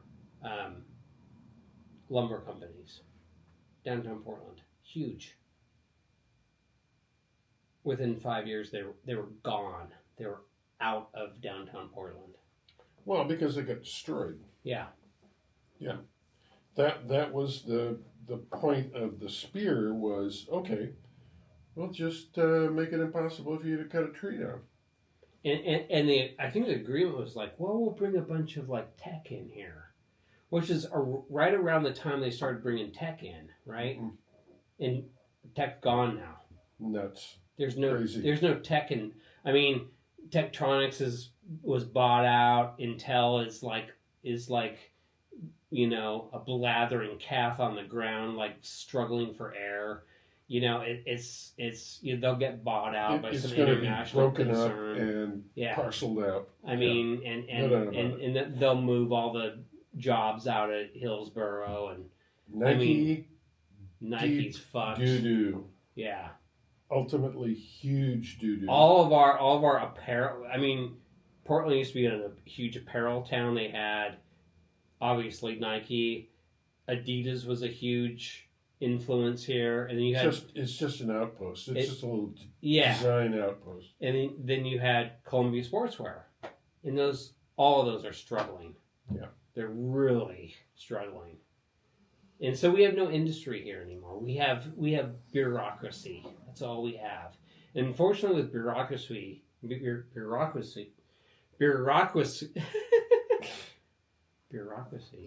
is Drink to that. Is that it doesn't create any wealth. No. It just merely extorts it. Yeah. That's the problem. There was a piece in the paper today that I was reading it crept somehow into the Wall Street Journal, that the real gain in, if you really start to get down into the nubs of the federal numbers, all of the employment gains, all of the, like the increase in employment goes to the public sector. Oh, I mean, yeah, we covered that. It was like in the last 5 years. This is not sustainable. 17,000 new public sector jobs and like 1,500 new private sector jobs. Yeah. And if you take 12-fold. If you take healthcare out of the equation, right, there is no economy. There's no economy here. No. They've It's scared sick it all people off. and government. They're just like, I mean, I I was telling you don't know earlier. how I you know look- personally at least 50 people who have moved from here in the last 5 years. Several are business owners, small business owners. Yep. Yep. People who are high earners. The only thing They're gone. They're just like, and whoa, would they move to like Hillsborough? It's like, no, one of them moved to North Carolina, one of them moved to Florida, one of them moved to, it's just like they're just out. Because it's just like, and that's how we feel too. We have no business in Portland anymore. All of our business, we have the projects we're doing right now, Ashland, which is overflow from California. Absolutely. We have what's the goddamn town on 84, 60 miles from here, where they do all the parasailing and everything. Oh yeah, okay. And Sun Valley, Idaho, and West Lynn. Yeah. No one's building anything here. Yeah. Because they can't. Because there's no money in it, and they can't afford it. And the socialists are running the fucking city. Yeah. Give it a break. Right. I mean, if you're looking at a place where you're going to deploy your capital, are you going to give it to socialists? Give me a break. No. Bad idea. And I one of our friends who is a huge landowner, he's basically completely divested himself of Portland. I think that's a very smart thing to do. Yeah. And that's the thing about capitalism. You don't get to vote with your emotions. It's the numbers that right. count. Yeah. Are you going to make any money, and are you going to survive? And you're not going to do that in Portland. Portland is a kind of strange little resort city. It is. And as long as people will pay big bucks for bad beer, you look at the Stark Street Strip where you live. Yes. Where I live. Those businesses are floating on a kind of weird economy which is detached from any actual productive stuff. Yes. It's discretionary. Yes. If I had a bar on Stark Street, I would think, well, things are going great now, but what's going to be here in 5 years? Yeah. Given the kind of turnover that you see, it's just constant like turnover. on Hawthorne, and Division, the Montville Strip is it's there's actually you go out on pretty much any night except maybe Monday or Tuesday night. There's a lot of traffic down there. More than you would see downtown in a square amount of 5 blocks or whatever. And so I think some of those businesses are doing well. I think Tinker Tavern's doing great. They have the right combination. It's we're a Bill's bar on Sunday, so you come in and there's 80 people that come in. Eric runs a smart bar. Yes. Yeah. Arbor Hall, where we hang out, they struggle a little bit more because it's a smaller bar and it's more like They need more square footage. they do. They do. They need an actual, honest to God bar. Yes, they do. Yeah. And I mean, those are great people. I love those guys. But how, if you're in their shoes, how do you expand and where do you find the capital? And that's the struggle. So Very tough. You know, during town. COVID, they allowed all these outdoor spaces to be built. Well, now, Yeah, but we have winter. right, Sorry. and spring and fall, where we have 8 months of rain. Yeah. And so during COVID, the And city allowed them to and build. servicing that outdoor space takes a body. Yes. The other That's thing a big is, deal. so this is what the guys at the couple at Arbor Hall told me. It's just like, so the city allowed bars to build these structures during COVID. Yeah. Outside of the usual expectations of what you're building. Yep. Now, they're like, oh, this isn't fit city code.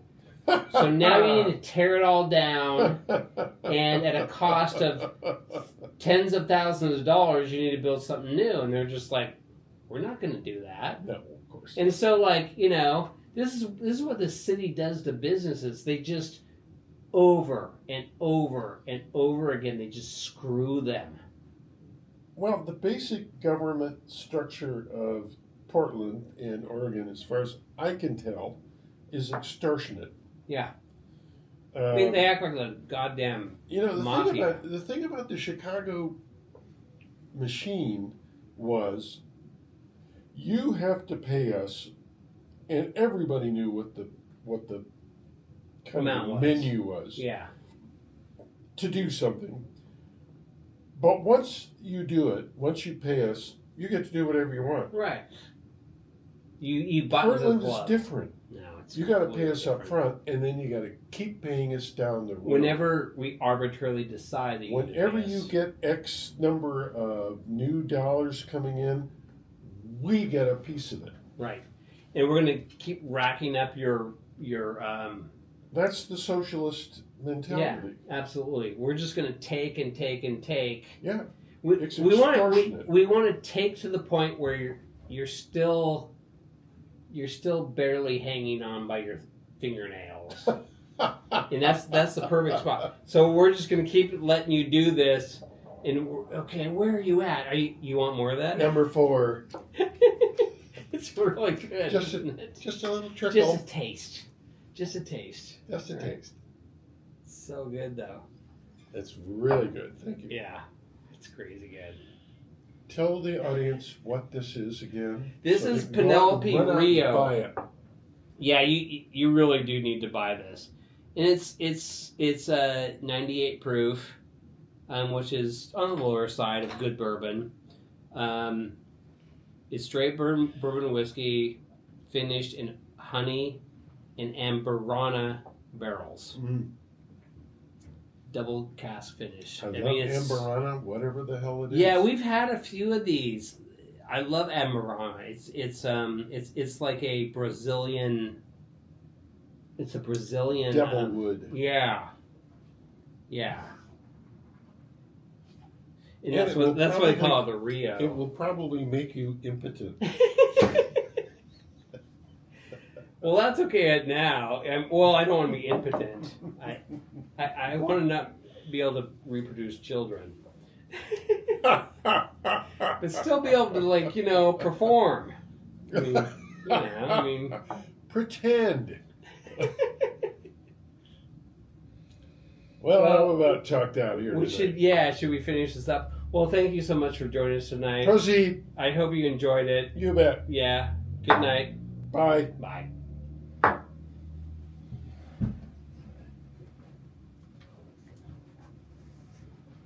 That Yeah, was the one you should put on YouTube. Oh, totally. Yeah, It was fucking great. absolutely.